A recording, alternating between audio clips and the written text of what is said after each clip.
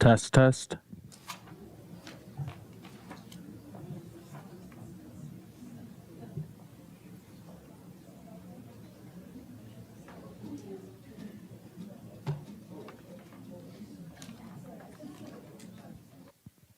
All right, we're back up. All right, yes, Ms. Brisky, why don't you come up and continue? Okay, so back to our Farms Intermediate School Band. So we do have 172 students enrolled in fifth grade band and 177 students enrolled in sixth grade band. During the year, Mrs. Tennis and the students, we have 2 fifth grade concerts in December and May, 3 sixth grade concerts in December, March, and May. The last concert that the sixth graders did, was it Monday? Last Monday? We combined with the middle school band, which was amazing. We have a Farms and High School rehearsal day. Instrumental specialists come on in during the school year to help with those different instruments. Mrs. Tennis offers an Eagle band after school, who also got to perform on Monday. The students are super excited to go in May on a Michigan adventure trip and perform at Michigan Adventure. We have band karate and the Detroit Symphony Orchestra Honor Band. We know that music education is not just about performance. It strengthens literacy, mathematical thinking, memory, and collaboration skills that support overall academic success. So without further ado, Mrs. Tennis and the band students.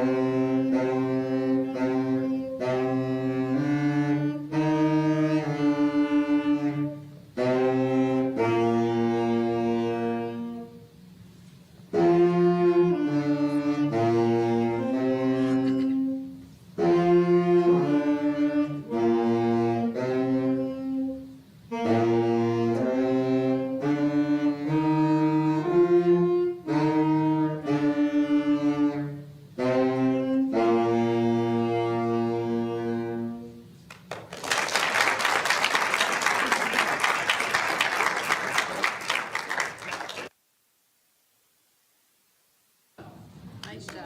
All right. All right.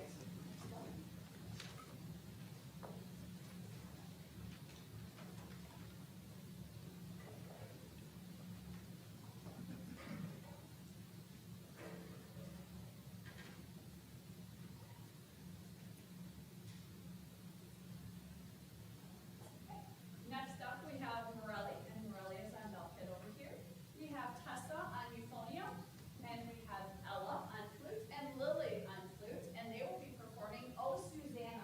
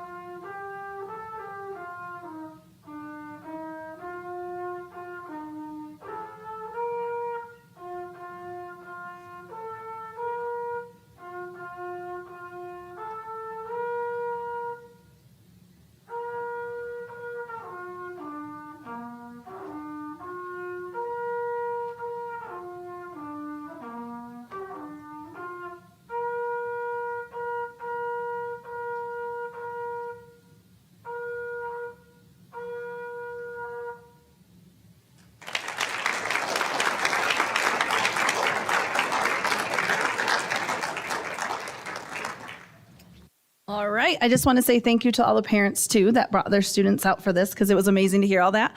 And that is the wonderful things happening at Farms. Thank you.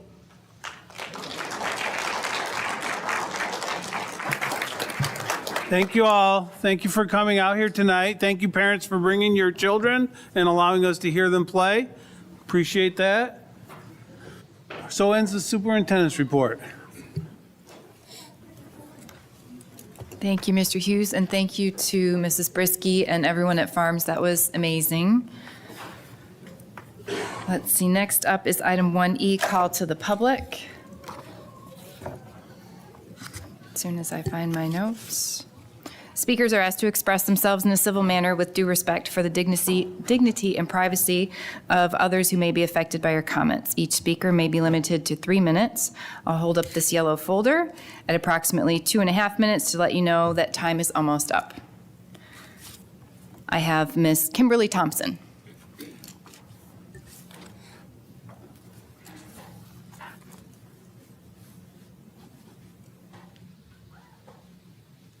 Hi, good evening. Again, my name's Kim, and I was unable to make it last time, unfortunately with sick kids at home, but I really appreciate the time to speak tonight and the vote last time to put out a detailed description of the superintendent's role and community education position. But just so I don't get off topic, I do have it written down here tonight for you guys, and I'm going to go ahead and proceed with what I have to say. Good evening. I'd like to speak regarding the posted position of the Director of Community Education. The job description raises some concerns that deserve some attention. For a position with a starting salary of nearly $100,000 plus benefits, the expectations outlined here are surprisingly vague and lack the level of specific typical seen in a leadership role of this magnitude. The document emphasizes personality traits and general interpersonality qualities such as positivity, collaboration, work ethic, but it provides a very few concrete qualifications, and there are no clear requirements for years of leadership experience, program administration, educational background, and distributed success managing large-scale community education initiatives. Excuse me. Additionally, much of the language in this reads more like a broad workplace values than an operational responsibilities. This has a concern for me in the community because there's no clear, defined, quantitative evaluation of skills set in the current job descriptions. So positions publicly funded resources should be transparent, well-defined standards, a clearly descriptive evaluation or set of guidelines to protect both the district and the applicants by ensuring a hiring process based on demonstrated qualifications rather than subjective interpretation. I encourage the board to revisit this position and strengthen and with the specific requirements that would be present measurable expectations for an accountability standard versus personal thoughts and opinions. The description is very, very vague, and no clear requirements are currently presented to the public to look at. So that's a concern of mine. I think that when you guys had stated that you guys were going to put it out to the public and some requirements, I think it gave a false hope to the public that this was going to be a fair process because you'll have X, Y, and Z that has to be met. There's not a lot here to go off of to meet X, Y, and Z. It could go to anyone. It could go to the Taco Bell worker. It could go to the McDonald's worker. There's not very much here that would support a job of $100,000.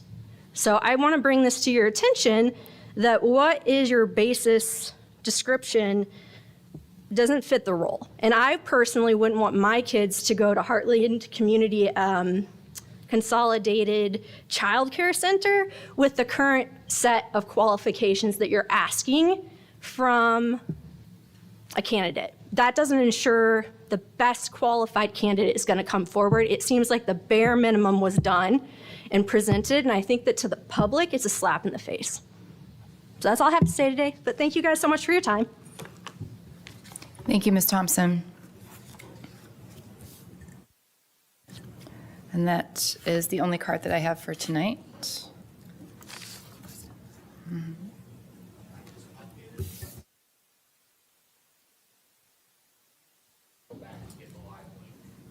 Okay, so if there, I guess I'll say this for anybody who can hear, but if you know someone who hasn't been able to rejoin, there's a new site link, and that's available on the website in the same place that the other site link was, but it's a new link to connect to this live stream with audio.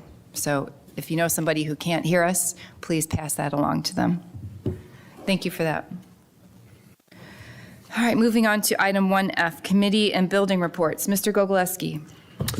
Thank you, Mrs. Coleman. I appreciate that. Coming right after the band to talk about farms is a little tough. I mean, that was a tough act to follow. But farms right now is kind of in the middle of their 5th grade camp season. So right now you can expect all of the folks at farms to be a little busy, a little preoccupied. So if you have to make a call to farms or get some kind of special note or attention from the farm staff, just give them a little grace, because they are more than under pressure with 5th grade camp. And just a couple of weeks ago, one of my favorite events happened at farms. It's the science fair. And what I love about the science fair is that a lot of kids get to be as geeky as they want and feel good about it. And I learned a lot of things at the science fair. I learned all about potatoes generating more electricity than lemons. I learned all about the digestive system of guinea pigs and the end product. Amazing. I also found out how hard it is to digest certain candies, and that was really scary, especially when they were handing them out afterwards, too. So lots of good stuff at farms. And as you saw with the band here, things are going very well over there. Hats off to Crystal Brisky and Tom Urich. Awesome, thank you. Mr. Campbell. Thank you. Creekside Elementary is doing well. The one thing that we talked about the most, just to pass on, is March is Reading Month throughout the district. We're well aware. Kids are doing good, focusing on reading in the school, and encouraged parents to be involved with the reading and other academics at home as well. But Creekside doing very well. Thank you very much. Mrs. Shaw. Thank you. Just a couple quick updates for Round Elementary. Their book fair is this week. They had an author that was there last week, Mr. Philip Steed, and his one of his taglines, I guess, that he talked about, which I thought was really cool, is storytelling is the secret sauce of education. I thought that was pretty cool. But the big news at Round is that Mr. Cromer was the Jay Towers Teacher of the Week last week, and I know that was shared on the Round PTO page and Heartland Schools page as well. So congratulations to him. You know, he leads his classroom in a different way, I think, than most art teachers do, and it's a real fourth grade teacher. And you know, I've got to meet him and kind of look around his classroom. So yeah, so congratulations to him and being the Teacher of the Week last week. That's it. Awesome, thank you. Mr. Keller. All right, thank you. Mine are about the Lakes team, of course, so wanted to just give a shout out to the PTO last month. I was able to attend the Quest for Kindness Assembly, so got to watch the kids travel through the forest of fear and the cave of confusion to unlock the key to kindness, so pretty cool stuff there. Again, thank you to the Lakes PTO and the staff for that event. This past weekend, there was 23 students who were featured at the Got Art student exhibit that was displayed over at the Howell Opera House. Hopefully some of you were able to go check some of that out. Again, March Reading Month. And coming up on the 19th, there'll be the Galaxy Story Time. So you get to see a lot of your favorite staff members read some of their favorite books, and possibly even a board member to participate in that as well. Last Friday was the end of the marking period. Just as a reminder to those who are listening, progress reports are going to be available on March 20th, which more fun for the students perhaps is that it's also popcorn day that day, so that's fun for them. We have March 21st is the Livingston County Parents Summit at Parker Middle School, so please stay tuned to Mr. Hughes' updates for those details.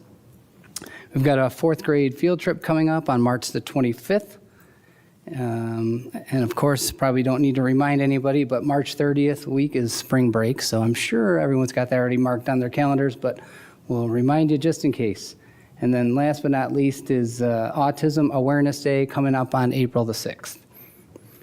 Moving over to community ed.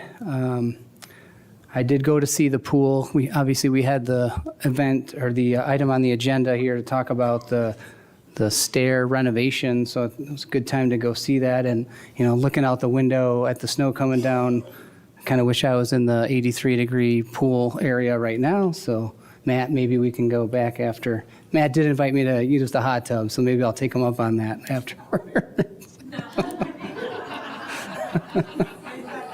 So that concludes my report. Thank you, Mr. Keller. Mr. Scott. I don't know how to follow that one.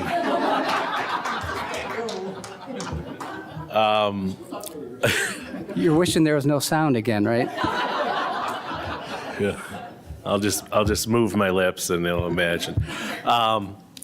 At Oar Creek, I haven't had a chance to stop by this month, but I did get a chance to go to the joint Farms Oar Creek band concert, and I wish I could have said something when everybody was here. But what a spectacular experience, and the work that's put in by Mrs. Tennis, Mr. Tennis, Mr. and Mrs. Lively is pretty spectacular.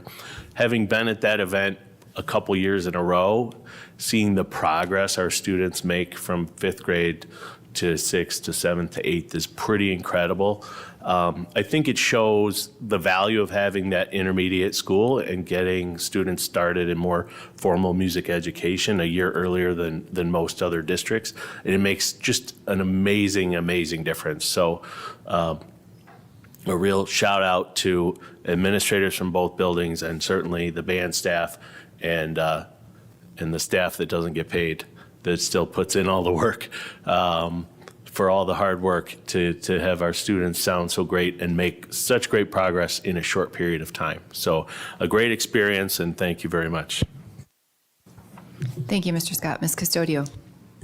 So great things going on at Village. They just had Donuts with Grown-Ups, and they're getting ready to do a PTO-sponsored charity event, raising funds for local charities. Each grade level picked a charity within the community that they're going to raise money for.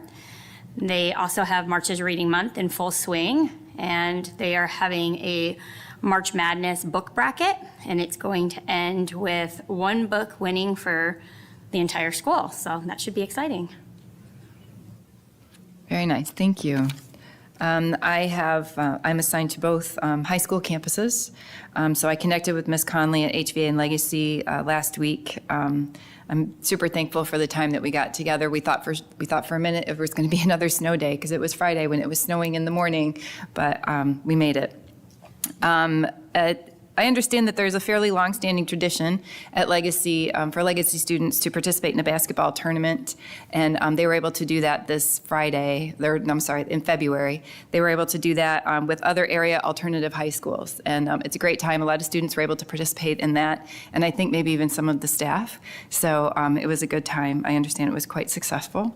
Also at Legacy, this is our first year offering work-based learning, which is a way to earn high school credit through job experience. The main campus school has been doing this for a few years now, but this is the first year that this has been open to Legacy students. So thank you to those teachers at the main campus who have been sharing their wisdom and experience to get this off the ground and running successfully so far this year at Legacy. If you're not familiar with the program, students are permitted to leave campus to work for a set number of hours during their school day, during the week. At least one day a week they're in class during that time. And they're responsible to submit weekly paperwork, during that class time, when they're there with their coordinator or teacher, they receive instruction on soft skills, like interpersonal skills, building resumes, things like that that are valuable in the work world. And the teacher or coordinator visits the job site for each student twice per semester, and visits with the managers at those locations or at those job sites. So super valuable experience, and it's great that they can be earning high school credit while still maintaining those jobs. So thank you to the staff at the main campus for sharing that and supporting the program for Legacy. And this is just one example of how Legacy and HVA are offering really a lot of the same experiences to our students that the main campus students receive as well. Participating in extracurricular activities like that basketball tournament, creating their yearbook, competing on HCS sports teams. In fact, football, wrestling, and esports all have students from Legacy or HVA participating on those teams, and a variety of elective classes as well. These are all available to Legacy and HVA students, so it's really a great experience. We try to make it the best experience that we can, no matter where our students are learning. Switching over to main campus high school, I met with Mr. Fitzgerald recently as well, and there are a few highlights there from our conversation. Testing season obviously is nearly upon us. Right after spring break, we'll start with PSAT, SAT, M-STEP, all the things. And I think some testing schedules have already gone out so that families can help prepare their students for their testing days. And I'm sure there will be reminders in coming weeks. Now that everyone's schedules have been submitted for current 8th to 11th grade students, Mr. Fitzgerald and his team are hard at work with building that master schedule for next year. So that everything can be, hopefully, all students can have the classes that they want, and we've got the teachers put in place to be able to deliver them. Winter sports obviously are pretty much wrapped up, and the spring sports season has officially begun with tryouts and practices starting last week. And last month I mentioned that there was a new fundraising event. It was a polar plunge for unified and special ed. That happened last week on the 10th, and it was quite a success. There was a lot of people there. I was able to attend just long enough to see our admin team from the main campus high school participate and take a plunge. I hope everyone has seen the video footage on Facebook. It's been on the HCS Facebook page, I believe. It was a ton of fun. The weather cooperated, I think. At least it wasn't snowing. It wasn't that cold, but it was cold enough, I'm sure. But there were students from Heartland and from Brighton. There were sports teams and unified team members that participated from both districts as well. And it's really kind of cool to see what happens when communities come together, because they raised, I believe, I saw posted on Facebook that the latest number was $29,000 between the two schools. Yeah, so it's really cool to see what can be accomplished. And of course, when you throw in a little competition with your crosstown rival, that helps too. So really great success, and it was a lot of fun to watch. That's all I have.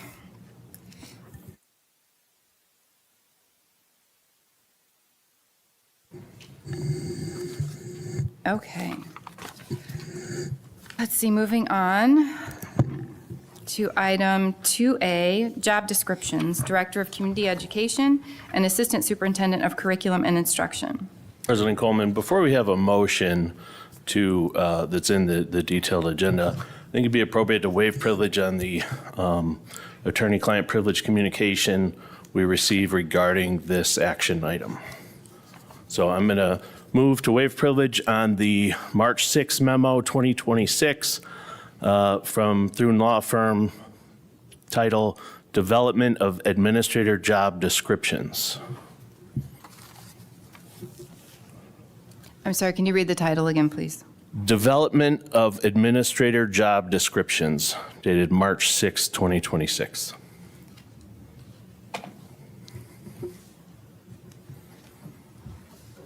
Okay, so there is a motion on the table to waive privilege for the letter from Thune. Second. Okay. Letter from Thune dated, I'm sorry, what was the date? March 6, 2026. March 6, 2026. Subject, development of administrative job descriptions. Administrator job Administrator. descriptions. Okay, and that's brought forward by Mr. Scott, and that was Mr. Gogolewski who seconded? Yes. Okay, is there any discussion on the motion? I guess I'll start. I personally don't see a need to waive privilege for that communication, to have the discussion that we are planning to have. Considering the work that has gone in just recently with a few of our board members and with Chuck and his team to make a few changes, amendments to the descriptions, I don't feel that it's necessary to waive privilege to have the discussion. Okay, I can give some justification here. So at the February 16th meeting, we had a resolution on the table to pass a resolution that had been watered down a little bit, but essentially asked the superintendent to create job descriptions and make a job posting for administrator positions. At that meeting, I specifically cited Michigan School Code, Section 1229-2, which states that the board shall prescribe the duties of the administrators. I was told at this table that I was wrong, that that was incorrect, and the board had no say in approving administrator job positions. The following day, the board received a joint memo from Kate Gregory, David Minsker, and Rachel Boyes saying, and I quote, "The Heartland School Board's recent resolution limits the superintendent's authority to select members of the leadership team."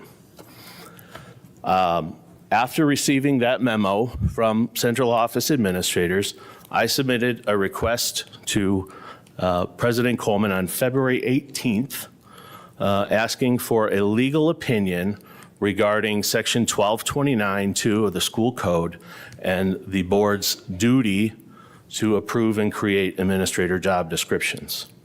In that request, I specifically said I wanted to be copied on all communication to and from the attorney, because my previous request for legal opinion had been modified, changed, misconstrued, and by the time it got to the attorney, it was nothing like my initial request.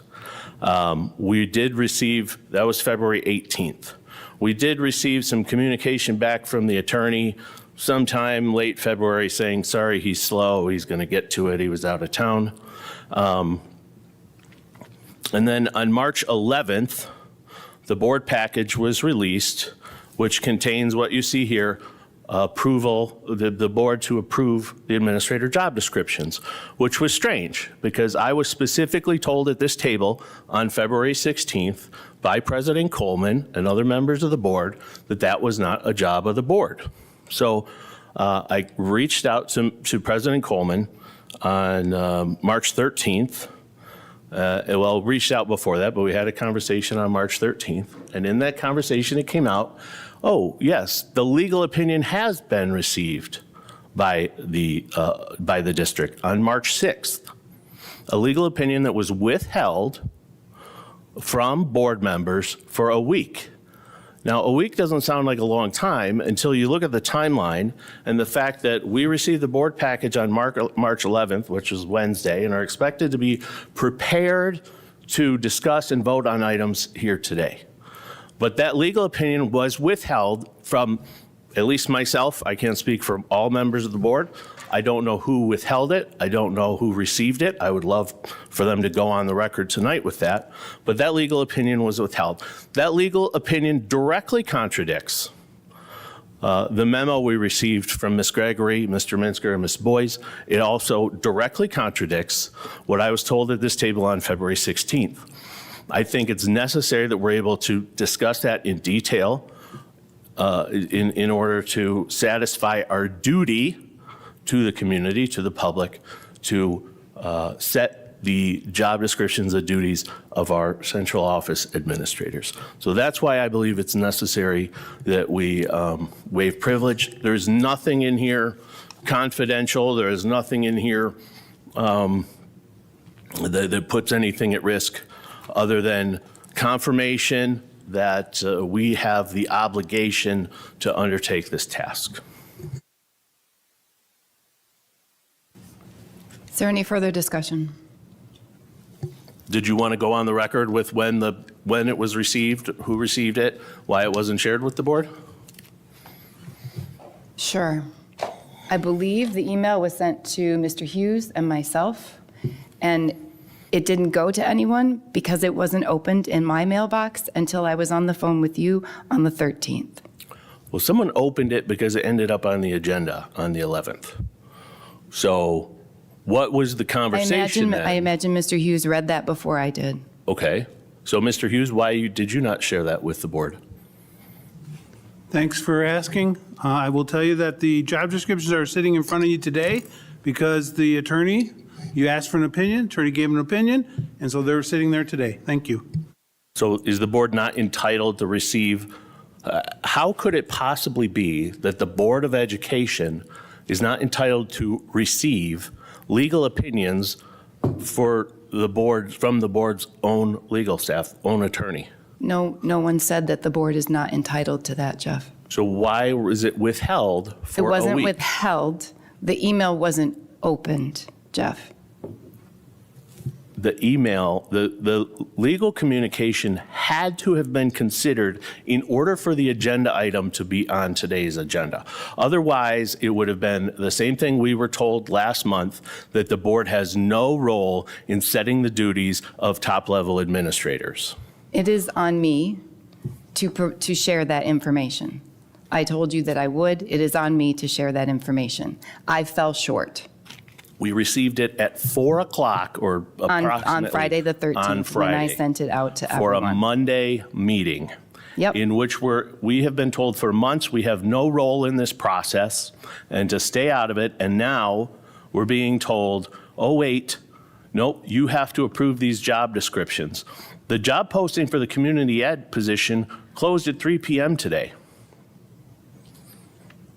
Don't you think it's important that we know what the attorneys say about what we have to do tonight regarding those job descriptions?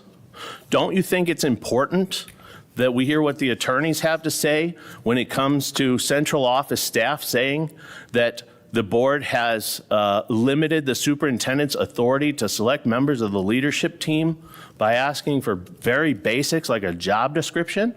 Mr. Scott, you've made your point about 12 times. Mrs. Coleman has apologized for her mistake. We have the information. Now, we can't go back in time. The board has what it needs. Mr. Hughes followed direction of the board and the attorney. That's what we have in front of us today. The direction of the board is to I am withhold not finished legal? speaking. I didn't speak over you. You won't speak over me. Mrs. Coleman has let us know that she did not send it to us sooner than Friday. She apologized. We can't go back in time and change it. The information would not have changed whether or not we had it on the 6th or the 13th. Again, Mr. Hughes followed direction of the board by providing us those job descriptions back in February. We did not know what we didn't know. So again, asking the attorney for the information, that's the information we all have in front of us now. So making her feel bad and saying it 12 times is not going to change the fact that she sent it later than she should have, and we have it to vote in front of us today. The motion on the table is whether or not to waive privilege on the document. I know what the motion is for. So that is why this has come up, because President Coleman has expressed that she does not wish to waive privilege on this document, while I am saying it is completely relevant to our conversation. Understood. Anyone else have anything to contribute? Mr. Hughes. Now, I just want to go on there. Point of order. We have a motion on the table. We can ask him to speak. You can't ask him to speak. You can ask him a question. You cannot just ask him to speak. Okay. Mr. Hughes, could you please share your thoughts on the discussion at the table? Point of order. You can ask him a objective question, not a subjective question. Oh, my goodness. I'm following Robert's Rules of Order. There is a motion on the table. Only if the board is allowed to engage in debate on the motion. Okay. This is standard procedure for Mr. Scott. He wants to shut everybody down and only let. Point of order. Him. Is there any further discussion on the motion to waive privilege regarding the letter from Thrun dated 3/6/26 entitled Development of Administrator Job Descriptions, brought forward by Mr. Scott, seconded by Mr. Gogolewski? Hearing none. Mr. Gogolewski, Yes. Mr. Campbell, Yes. Mrs. Shaw, No. Mr. Keller, Yes. Mr. Scott, Yes. Ms. Custodio. No. I'm a no. Motion carries.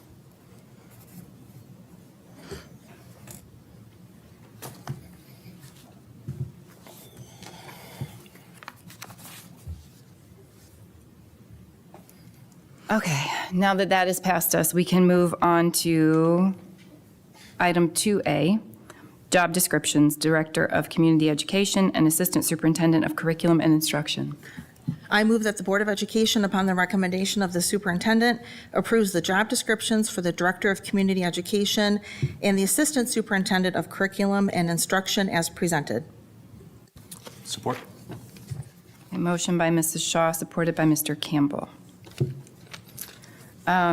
I guess to kick this off, obviously there's advice that we have from an attorney that we'll be talking about as well.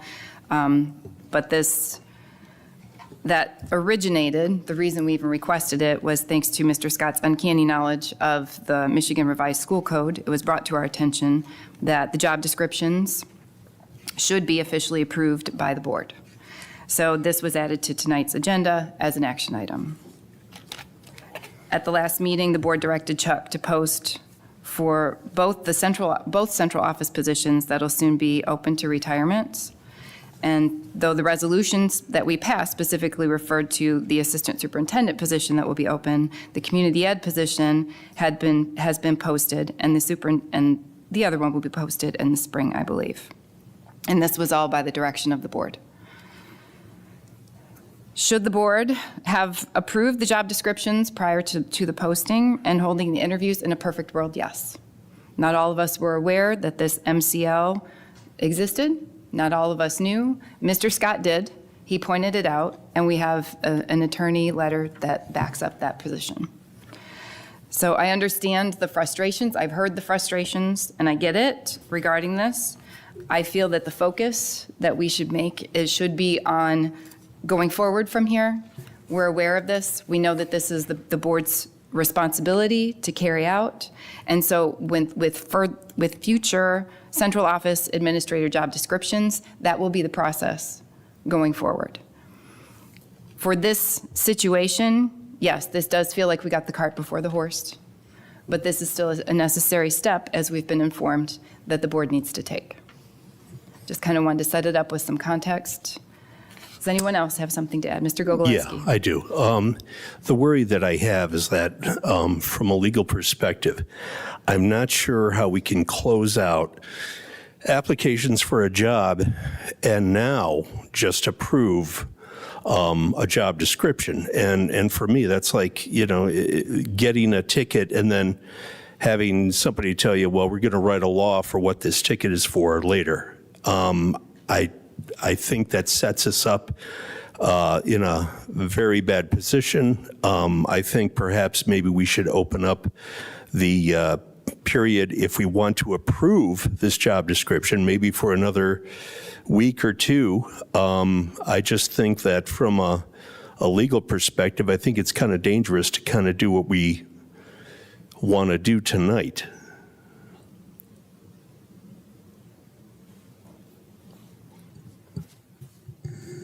Thank you, Mr. Gogolewski. Any other comments? Mr. Scott? Yeah, so in the legal opinion, it states that the board, as I earlier said, shall prescribe the duties of its administrators. This is a responsibility, and this doesn't mean we get into the nitty-gritty on teachers and this is that. But the idea is here, these positions are being rewritten to decide the vision and the districts of the vision and the mission of the district. They should align with our strategic plan. Community ed, for instance, we're losing GSRP. That's a large chunk of the role. So that role is being very much redefined. And so it is the board's duty, responsibility to the taxpayers and to the constituents to make sure we prescribe those duties, come up with job descriptions that are consistent with what we think is best for this community. And then we approve those, we give those to the superintendent, and he goes and finds the best person for that job. That's how this should work. This process has been going on for months and months and months, and we have been told to keep our nose out of it. We're out of our lane, we're overstepping boundaries, et cetera, et cetera. And now our attorney has said, no, in fact, that's not true. When the central office administrators sent an email to the entire board on February 17th, they said we were overstepping, we were limiting the superintendent's ability to pick his own team. Our law firm said, and I quote, the resolution is, quote, therefore in and itself, both within its statutory authority and consistent with policy 1100. So when our central office administrators say we're stepping out of our lane, the attorney says, no, you have failed to do what you were elected to do. The attorney goes on to say the board must act on the administrator job descriptions for it to be effective. So to receive that from the attorney on Friday before a Monday meeting to rubber stamp a job description that has been in the works for months. And that's why I say withholding that for even a week is a disservice to this community, to the teachers, to the students, to the parents, to everyone in the community who has elected us to set job descriptions and set the vision of the district. And now when we came to sit down here tonight, we had revised job descriptions in front of us with a couple words changed and something highlighted, as if we're going to sit down here magically and say, oh, a couple words were changed, and so now we can vote on this. No, this should be a discussion. It should be a discussion of the board to determine the vision of the district and what we see with these roles. With community ed in particular, I see a lot of opportunity now that we're taking one thing off the plate to look at other ways to maximize revenue, et cetera. Those are not addressed in here. As one parent quickly realized, there's not much in here about childcare. When I was coming into the community and I looked at community ed, childcare was kind of the centerpiece is what I saw that role is, and we've glossed over it. We have nothing about experience. We have nothing about leading a staff. The community ed director oversees the staff almost as large as the instructional staff. Hundreds of part-time seasonal employees. That is an enormous challenge. We need somebody who has that experience. Ms. Hayes makes it look easy. It's not. I can assure you, anyone who's overseen part-time or seasonal staff, it is not easy. Imagine trying to staff that pool every day with lifeguards or keep people. This is a challenge, and we have put out a job description, as one parent said, that is just full of fluff. I would like to see this board come together, have an honest discussion about where we see this department in the future and how we're going to get there. And also with the assistant superintendent of curriculum position. Again, being given a weekend to say you now have to approve that is absolutely absurd. It highlights the dysfunction of this board, and it should not be tolerated by this community. We should be held to a higher standard and really do what our job is, what we are elected. You know, the quote unquote MCLs, what that means, law. That's called the law. We need to uphold the law. We need to abide by the law and carry out our responsibilities to this district. So for those reasons, I certainly cannot approve these job descriptions tonight. Thank you, Mr. Scott. Mr. Campbell? Thank you. So I'm just going to address the board and not so much those present here or the camera, but I think we are here to see what we can do to push through this to get it approved. I acknowledge all your points, Mr. Scott, but I think we can now focus on each other here at the table to figure out what can we do to push this and not just say, I'm not going to approve it, and then we wait until something else comes through. We can be proactive to look at this. There was a change from what we got in the packet originally to update some qualifications on this. So in an effort to move this forward, we'll start with the Director of Community Education because that is the motion. It was updated to require a college degree and/or relevant work experience in the budgeting and marketing. So I read that. I like the additions. It was updated to have the college experience now, the college degree. It's a little ambiguous for the relevant work experience in budgeting and marketing for what that could possibly be and maybe the length of time.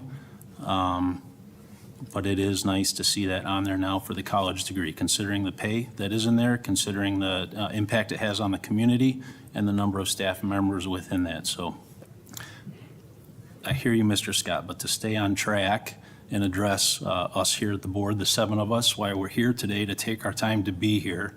Let's see what we can do to push this forward to try and make this happen.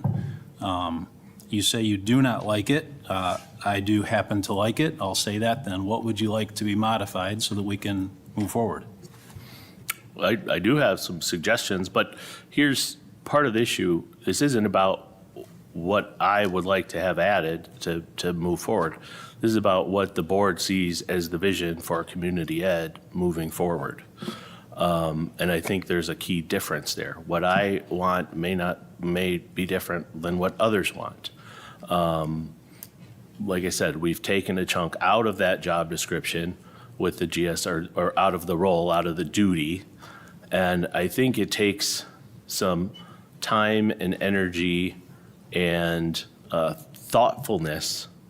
We're talking about bringing somebody in who's probably going to be here hopefully for 10, 15, 20 years. The idea of get it right next time doesn't really sit when you are filling a top role like this. This department oversees $3.5 million budget approximately, and like I said, a couple hundred employees. I would like to see much stronger requirements when it comes to leadership experience, much stronger requirements when it comes to managing budgets and large part-time or seasonal staffs. I would like to see somebody who demonstrates success in generating revenue, controlling costs. Somebody with experience in grant writing or management. We had talked about that. That could be some exciting opportunities for community ed. I would like to see somebody who has some childcare knowledge or maybe has worked in that industry. Those are just a couple things that I jotted down that are missing from here. And if we leave it like it is, where it's just open-ended, a college degree or a relevant, I mean, I appreciate that,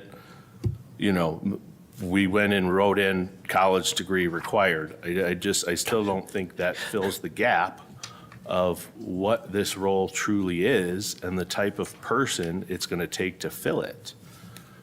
And again, being given one day and zero discussion doesn't seem helpful in this situation. I was literally expecting more yellow lines to look at, not just and/or relevant work experience. Is it a change? I guess it is, but not much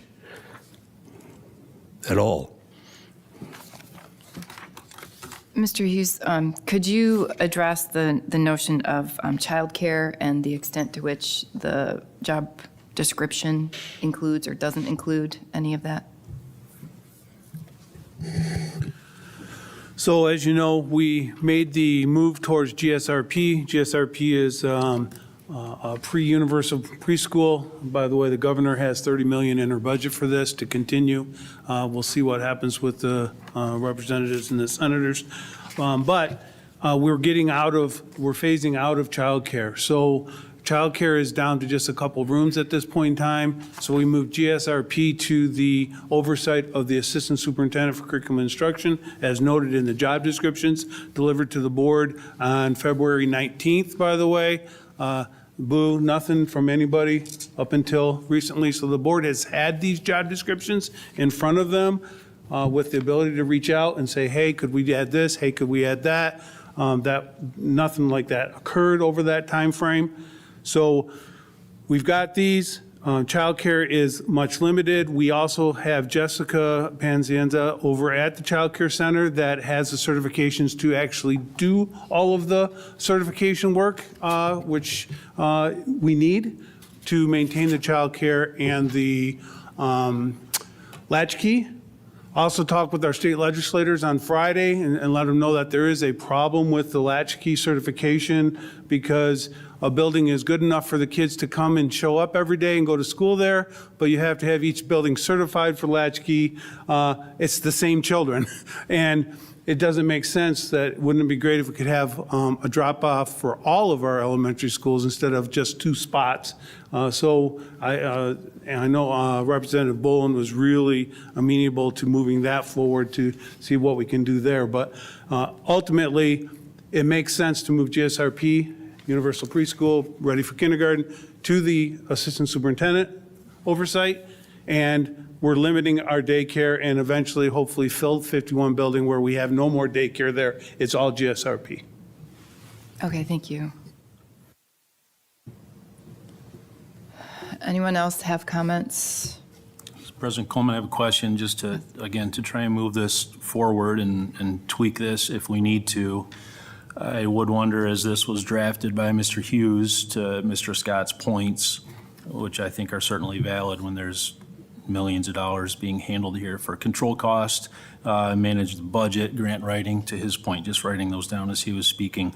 What within this job description and requirements would satisfy that, so we know that the person that he's going to choose is going to have that in mind as he makes his selection?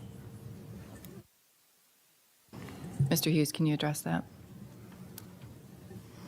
So I guess I got to re-summarize what you're asking. What in this job description affects revenue and childcare, like grants? Is that what you're saying?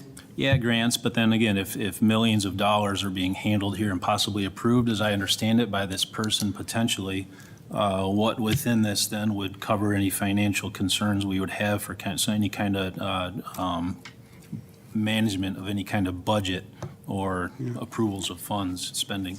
So if you look at policies, practices, and procedures, bullet number 3, manage grants relevant to community education, senior center, and youth sports programs. And bullet number 3, 4, 5, 6, oversee and prepare accounts and monetary deposits, as well as oversee the monthly credit card usage, evaluate effectiveness of meeting the goals annually, which are set with Rachel Boyce, for instance, for monetary goals.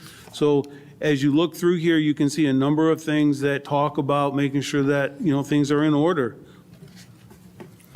That is in the job description, not in the qualification. What I'm saying is the qualifications need to ensure we have somebody with experience in those items, in those places. Like Mrs. Thompson said, the call to public. The current qualification as presented, anybody would qualify. And what we need to do as a board is set qualifications, pass them off to you so that you can find somebody who meets those qualifications. As it stands now, the qualification prior to an hour ago was that they have marketing experience and budgeting experience. With all we've added is that they have a college degree or a relevant work experience. Anybody who's ever applied for a job knows that there's always much stronger qualifications that you read through to decide if you fit or not. We need, as I said, somebody with leadership experience in in a relevant area, whether it's community education, recreation programming, facility operations, somebody with experience like that. We need to say, hey, this person has 5 years of experience with that, or 3 years, whatever it is.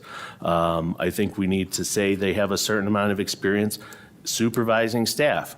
Of course, anybody who will apply, if you say, hey, do you think you could manage 200 part-timers? Oh, yep. I want somebody who's done it. I want somebody who's been in the trenches. We're big enough as a district. This is not an experimental position.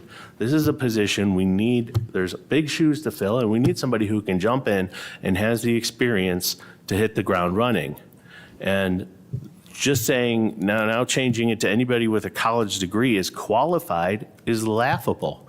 Not anybody with a college degree is qualified. If they don't have the relevant experience, they don't have the oversight experience, they don't have the budget. This is the CEO of a $3.5 million enterprise. That's how we need to look at filling this position. The other thing too, looking at the bullet points under, let's say, the category of policies, practices, and procedures, there's a difference between qualifications and job duties. Policies, practices, and procedures, these are job duties. They're not qualifications. Exactly.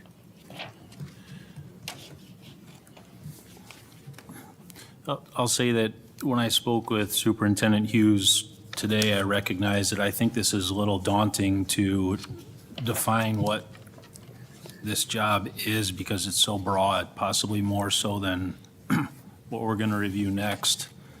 And I think that we're going to have a hard time coming up with what all the qualifications are, or should be, or a mixture of qualifications, because there's so many factors to this. And I appreciate Superintendent Hughes' time today talking about this and listening, but I think my assurance that it's going to be the right person is through we have in place. And we have to give that superintendent, I feel, no matter who it is, the opportunity to hire the person that they think is going to best fit this job with all of this in mind. That's my assurance, and not being involved in that hiring process and putting too much black and white on what that person exactly should be.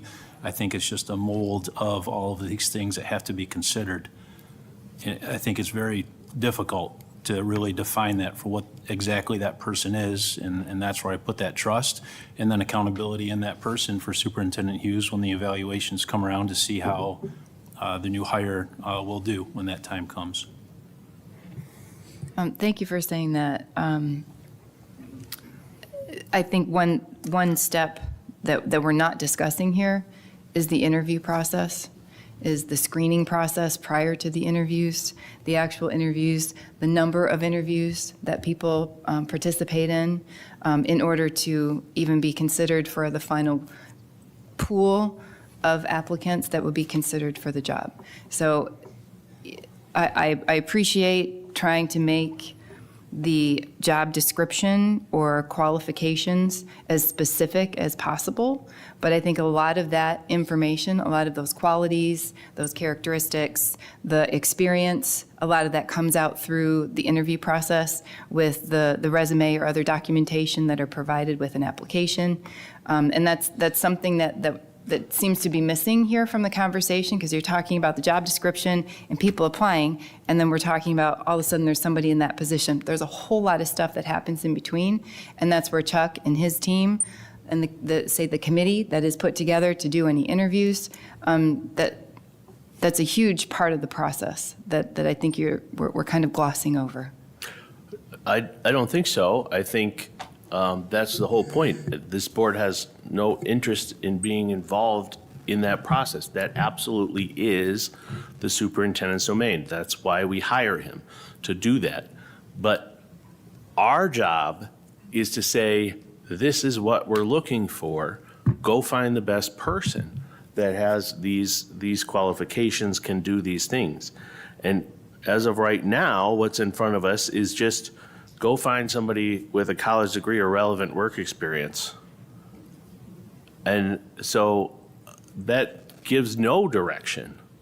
That is obfuscating our duty to set the bar. So I have never sat here and said we should be involved in interviews or reference checks or any of that.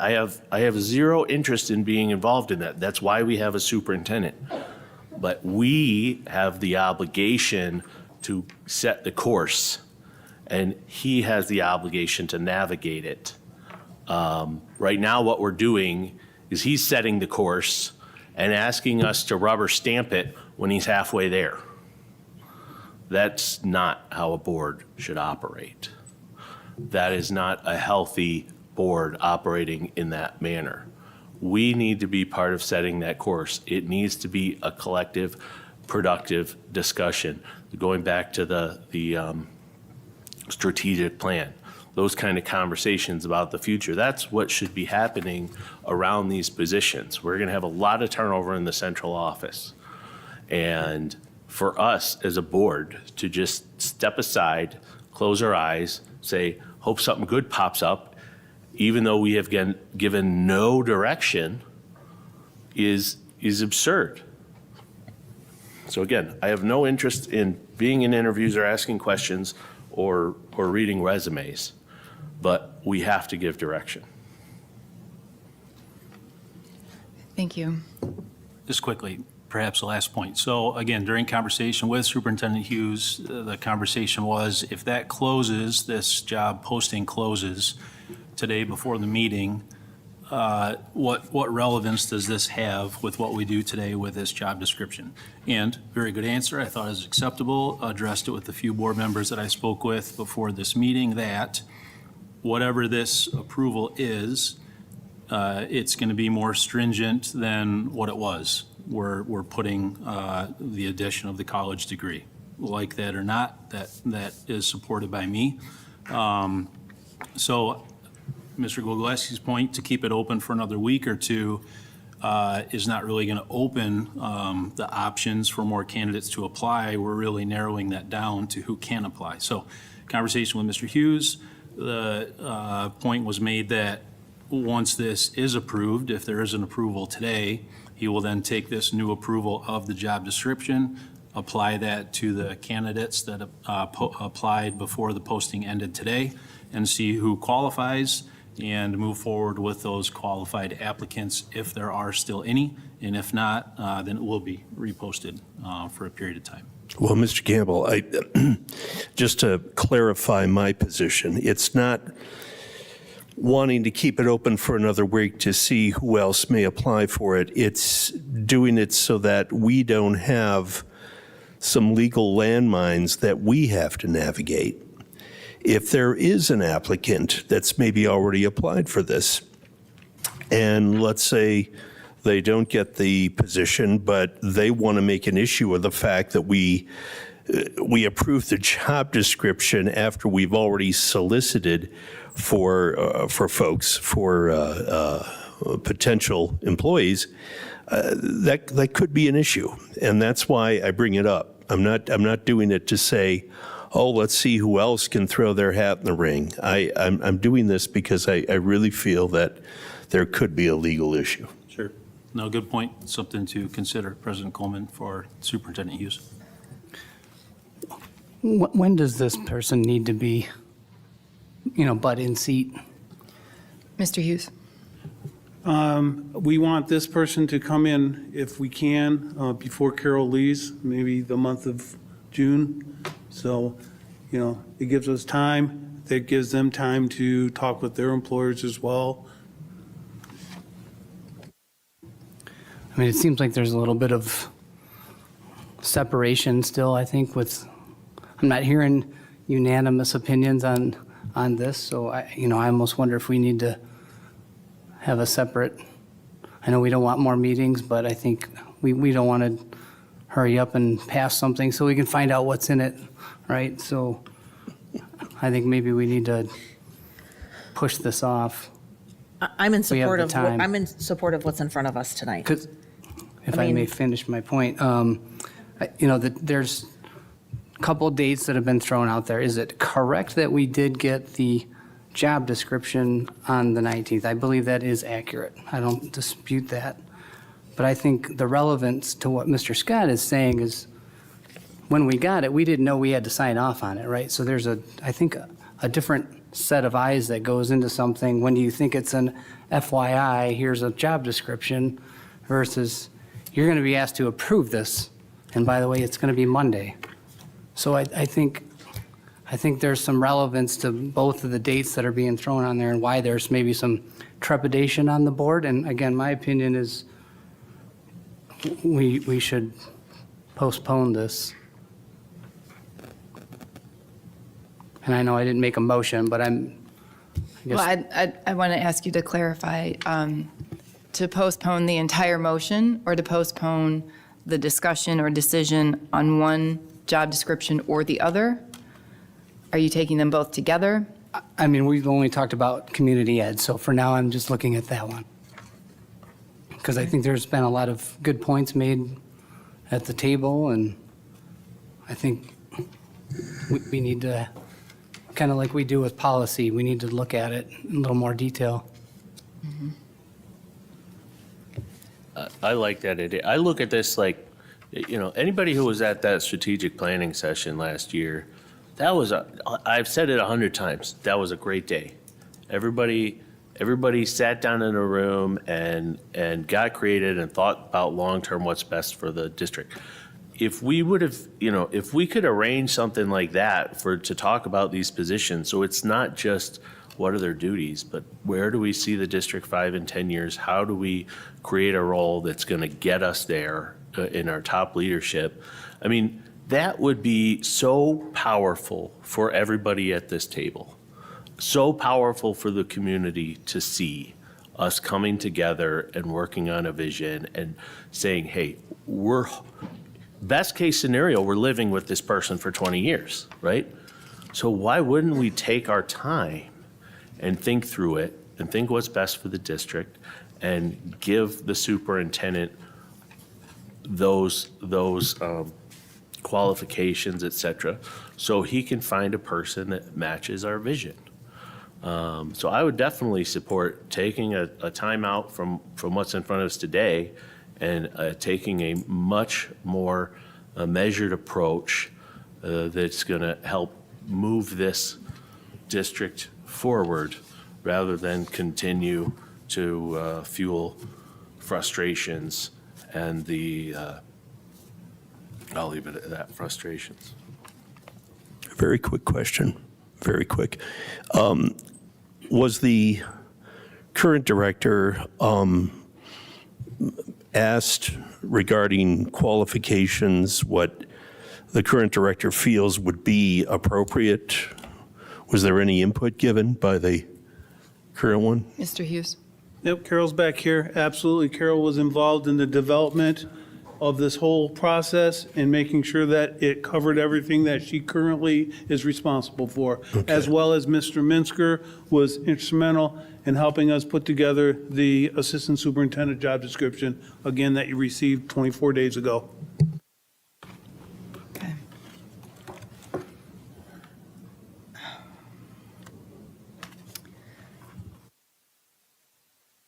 I have a question. I'm struggling at how to put words around it. Mr. Hughes, so how would it affect the hiring process if one or both of these decisions were postponed in order to allow for, be it a committee of the whole or a subcommittee, to carry on further discussion? How, I mean, you mentioned that we'd like somebody in place for the month of June for the community ed position. We haven't talked about the assistant superintendent C&I position, but how would this affect timing and the process that you need to follow? First thing I'd do tomorrow is I'd email every candidate to say the board has scrubbed the job description. It no longer exists. And feel free to apply at a later date. That's the first thing I do because we have posted it. I sent you all the posting as well on February 19th. And if you recall, I asked specifically at that meeting, does this apply to the the motion, the resolution that was adopted for the curriculum position did not, according to the board, was not meant towards this position. So I took that as, here's the posting, here's the job description you asked us to put together. If you have any questions, let me know. This is when I'm posting it. So I posted it all in good faith based on our conversation at the last meeting. So I think, to be fair to the candidates that have applied, I would need to let them know that last night the board wants me to start over. So that's what we're going to do. Look for a posting at a later date. That's what I'd need to do. To be fair, the email would say, I put this posting out before I got the board's approval. I disagree, but thank you. Well, the attorneys would agree with that. The board has not approved that job before the posting went up. It was brought up at the February 16th meeting, and the legal opinion was dated, the request for the legal opinion, which you were copied on, Point of was order. dated February 18th. Point of order, Mr. President Coleman. What's the point? Mr. Scott, this is the 7th time he has spoken under this motion. Point is well taken. Mr. Scott, I understand your, we've had a conversation about this. I hear where you're coming from, and I appreciate you sharing your views. If you have a final thought that you would like to, if you want to wrap up what you were just saying, I'll permit that. I think I finished. The board has not approved. The job was posted prior to board approval of the job description. The job was posted after a legal opinion was requested.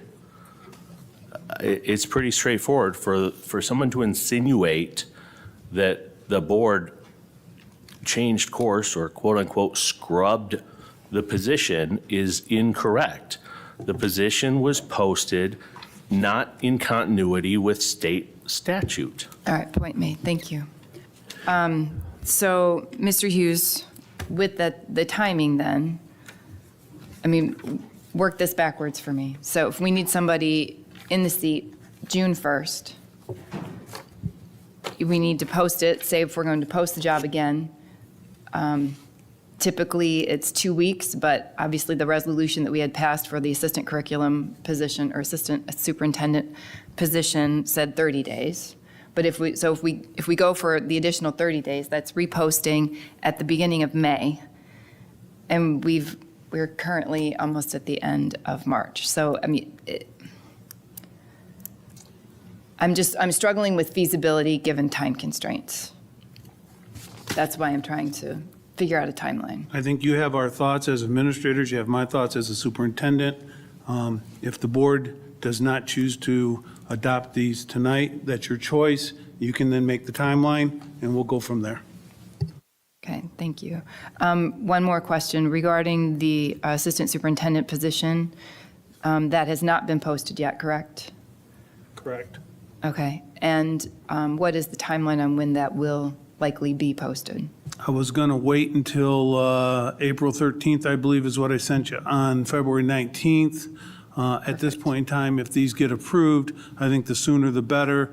So I know that other school districts are now posting for these types of positions, and so we don't want to miss those good candidates, so probably the sooner the better. Thank you. I'd like to move to postpone approval of these job descriptions to the April 6th special meeting. Second. Okay, motion on the table to postpone item 2A, job descriptions, Director of Community Education and Assistant Superintendent of Curriculum and Instruction, to the April 6th special meeting. And that was brought forward by Mr. Keller, supported by Mr. Gogolewski. Yes. Thank you. Any discussion on the motion to postpone this agenda item?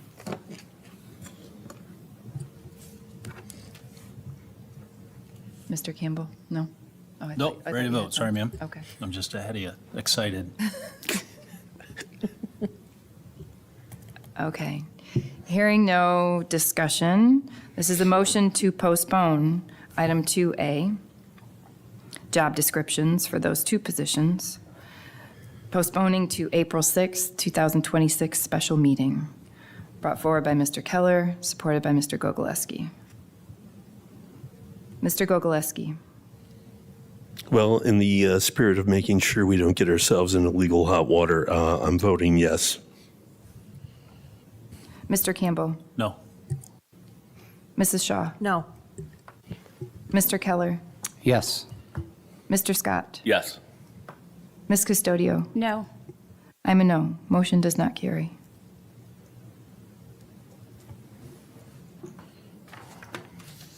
Okay, so we still have the original motion on the table in front of us, job descriptions for the community ed and assistant superintendent positions. Is there any further discussion?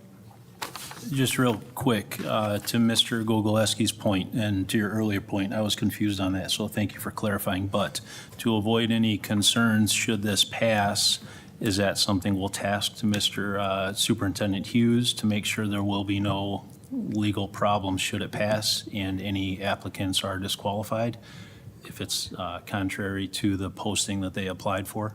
Yes, Mr. Hughes, if you would be able to follow up. I'm assuming Thrun would be who we would need to talk to see if there would be any potential issues there. Yes, I will talk with Thrun tomorrow. Okay, thank you.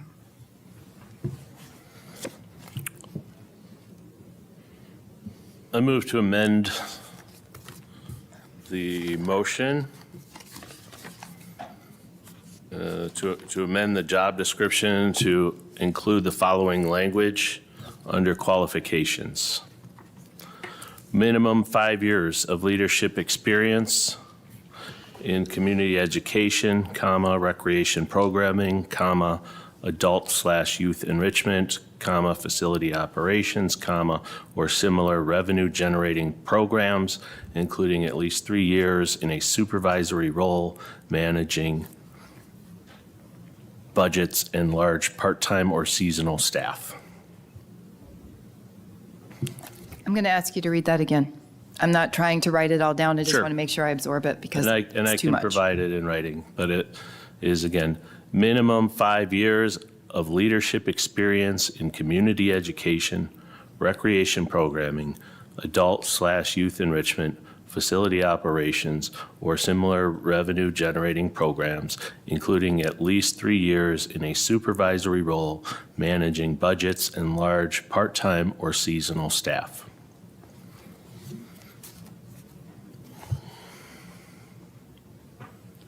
And obviously, this amendment applies only to the community ed position. Correct. not Is to the that other. what's on the table, correct? Well, they're both together in the same motion. Then that would be to the community ed position, yes.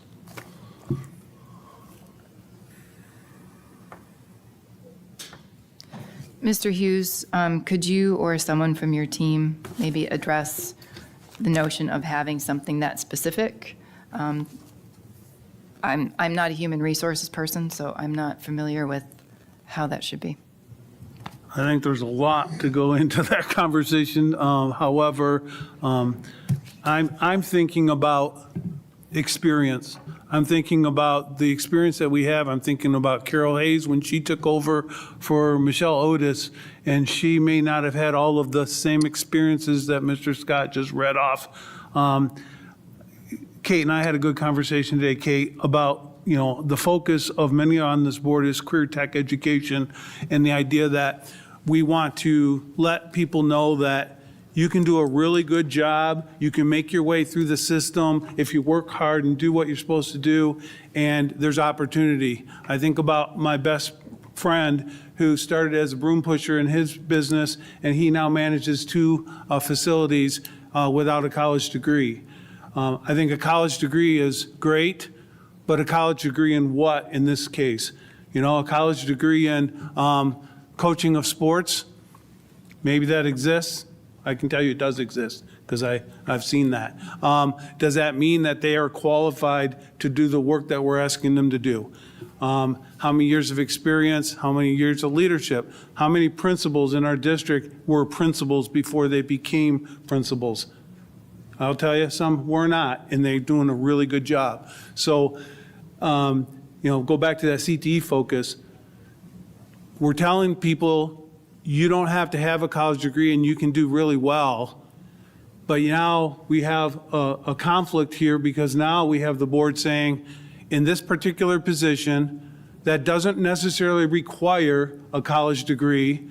It requires experience, relationship building, marketing, creativity, openness, all the things that we'll look for in the interview process. But hey, don't apply. You don't even have a chance to apply because no matter how hard you worked, it doesn't really matter. This is why we created the job description as we created it and forwarded it to the board. Because we believe there are people out there that we might not be able to get to apply if it says you have to have X. So I think that's way too much. I think that's too convoluted. I think that you pigeonhole yourself. And hey, at the end of the day, if the board wants to adopt that kind of a language on this, we'll try to find somebody that fits it. Mr. Hughes, I have to say, I do agree with you. I do. But this also highlights the importance of making sure that we've got something a little meatier in the qualification section. I don't put much stock in certain degrees for doing certain types of jobs. I do think, though, that to say that you have to have some level of experience or even understanding of some of these complexities that are part of this job. I agree about getting too specific in terms of education. I do.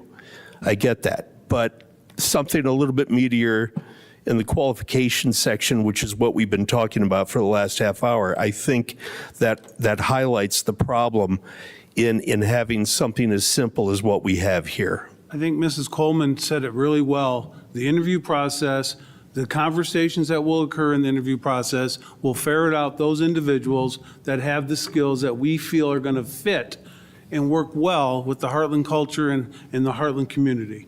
And that's who we will send to the board as a recommendation. And at that point in time, if indeed it all works out, the board will be happy with the candidate in front of them, or the board will say, nope, we're not happy, start over.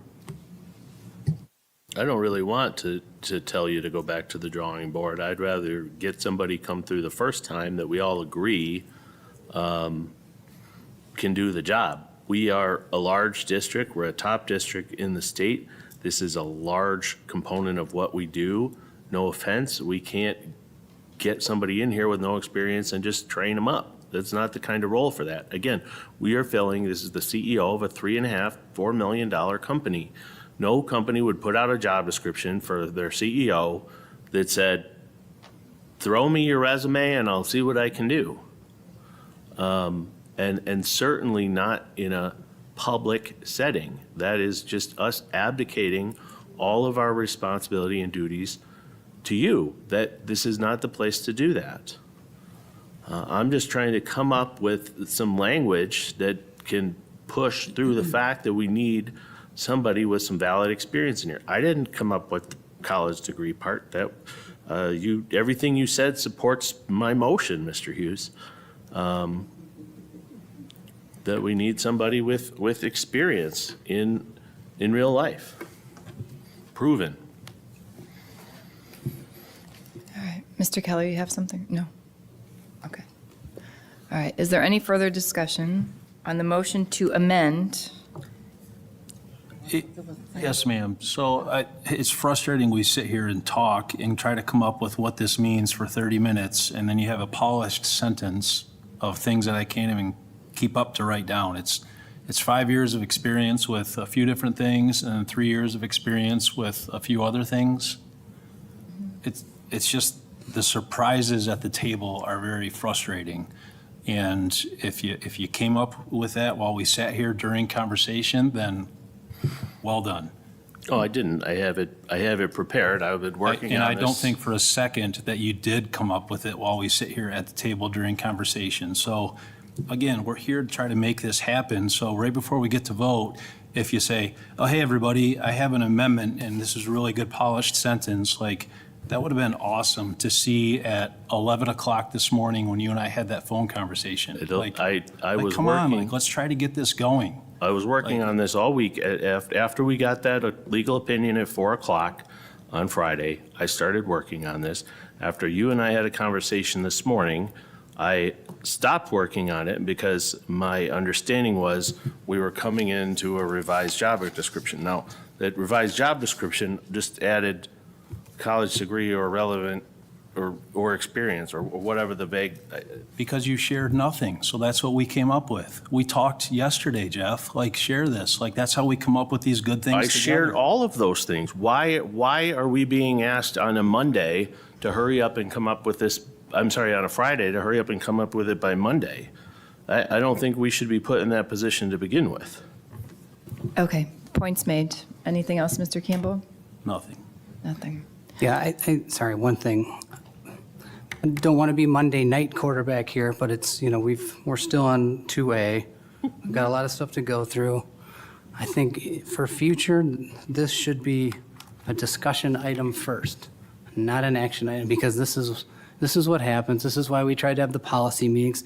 And again, this is why I tried to propose that we table this for now, meet in subcommittees or committee of the whole, and we could more collaboratively come to some type of solution that I think would have passed 7-0. As it stands today, it will likely pass is my prediction, but I don't think it will be unanimous. If this was a discussion item first, we would have been collaborative instead of oppositional. This was not a collaborative approach. This was a month of telling the board they had no business in this subject, and then at the 11th hour, pulling the switcheroo. All right, Mr. Oh, Scott, yeah. points made. Points made. Thank you. And Mr. Keller, I hear your point too, and I believe that the decision was made to add this to the agenda as an action item due to the time constraints and due to the fact that, yes, like I said earlier, the cart before the horse, right? It's like we were trying to essentially, I guess, make right, trying to put the job descriptions in place with an approval from the board in a more timely fashion, as timely as we could be. So putting it on as a discussion item for this, then obviously, or for this meeting, then waiting another month to put it on for a decision item. I follow what you're saying, and I agree that, yeah, it would give us the more opportunity to have the discussion, et cetera. Given the time constraints, this seemed the best approach. Is it the best for the students? Is it best for the community? Are we carrying out our duty? That is the question, not can we hurry up and fix a mistake so that we can move on? I don't think anybody asked that question. Oh, we should ask that question. Is there any with other pertinent discussion? We have an ethical obligation to ask that question to ourselves and to each other with every item we vote on.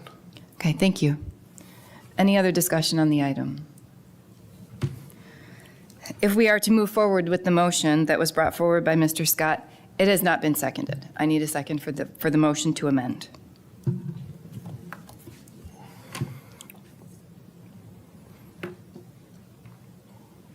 Looks like that motion goes away. Without a second, we will not vote on it. So we are back to the original motion on the table. Item 2A, job descriptions for the community ed and assistant superintendent positions. This was originally brought forward by Mrs. Shaw, supported by Mr. Campbell. Is there any final discussion? Hearing none. Mr. Gogoleski? No. Mr. Campbell? Yes. Mrs. Shaw? Yes. Mr. Keller? No. Mr. Scott? No. Ms. Custodio? Yes. I am a yes. Motion carries.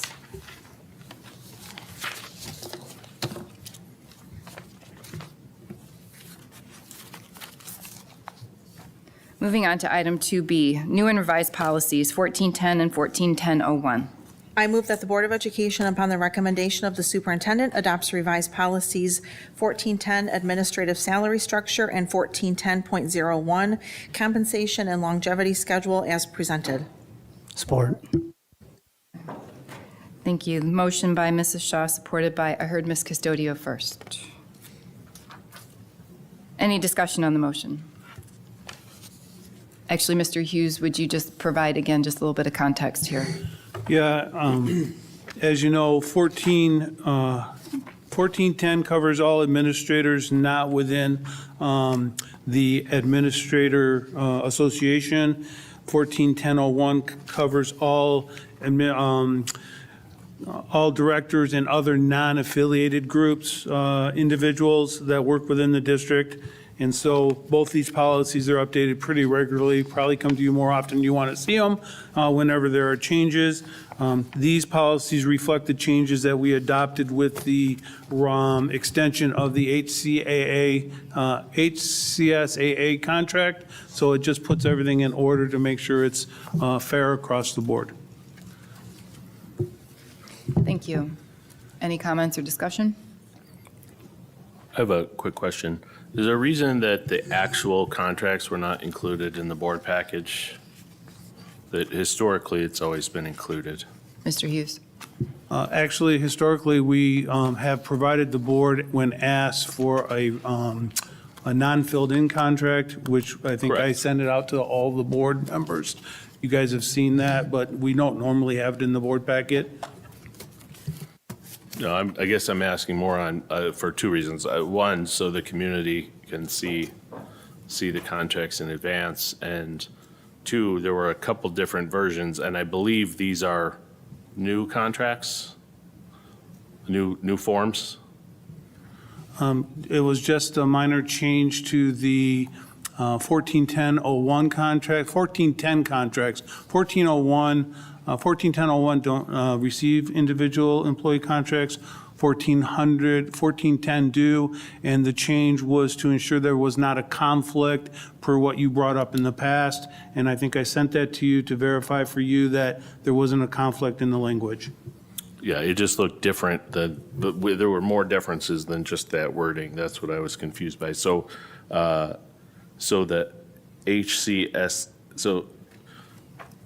the only, how many, can you say who is not signing the HCSAA contract? Yep, that would be the assistant superintendents and CFO, the director of student services, which we don't have right now, and the director of technology and the director of community education. Those are the 5 people left in this policy as it stands. And the HCSAA contract does not allow you as a superintendent to move a HCSAA member to the central office without board approval, correct? Correct. All right, thank you. Thank you. Any further discussion? Hearing none, motion on the table is new and revised policies 1410 and 1410-01, brought by Mrs. Shaw, supported by Ms. Custodio. Mr. Gogolewski? Yes. Mr. Campbell? Yes. Mrs. Shaw? Yes. Mr. Keller? Yes. Mr. Scott? Yes. Ms. Custodio? Yes. And I'm a yes. Motion carries.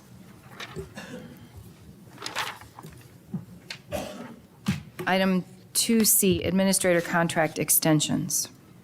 I move that the Board of Education, upon the recommendation of the superintendent, approves extending administrator contracts 1 year effective July 1st, 2026 through June 30th, 2029 for Rachel Boyes, Kate Gregory, Scott Usher, James Fitzgerald, Jessica Guss, Patrick Borg, Brian Hassler, J.D. Wheeler, Nicole Connolly, Tony Howerton, Chris Genevieve, Crystal Brisky, Tom Urich, Misty Gunn, Melissa Frazier, Dottie Haddam, and Jason Reck.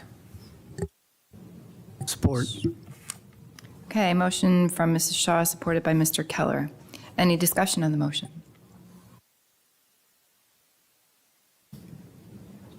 Hearing none. Again, this is Administrator Contract Extensions, brought forward by Mrs. Shaw, supported by Mr. Keller. Mr. Gogolewski? Yes. Mr. Campbell? Yes. Mrs. Shaw? Yes. Mr. Keller? Yes. Mr. Scott? Yes. Ms. Custodio? Yes. I'm a yes. Motion carries. Yeah. Congratulations and thank you. Thank you for all you do. You guys don't stick around. You got to get home and get up in the morning. I appreciate you being here and appreciate the board rolling those contracts. Thank you. Okay, moving on to item 2D, pool stairs renovation. I move that the Board of Education, upon the recommendation of the superintendent and the director of operations, approve the pool stair renovation as presented. Support. A motion by Mr. Campbell, supported by Mr. Keller. Mr. Keller, as you had mentioned earlier, you were able to meet with Mr. Marino and Mrs. Hayes at the pool. Thank you for sharing the photo from that meeting. Is there anything else that you'd like to share regarding that meeting? Yeah, sure. As the photos, I think, did a pretty good job of illustrating, these stairs are pretty rough shape. Definitely agree that, something needs to be done. Potentially, I wonder if we need to just close them until they get fixed, because, there was a lot of concerns that I had, and I think, again, those pictures hopefully demonstrated to all of you, in case you weren't able to make it out there. Again, I think something has to be done. I still look at it as a very expensive project.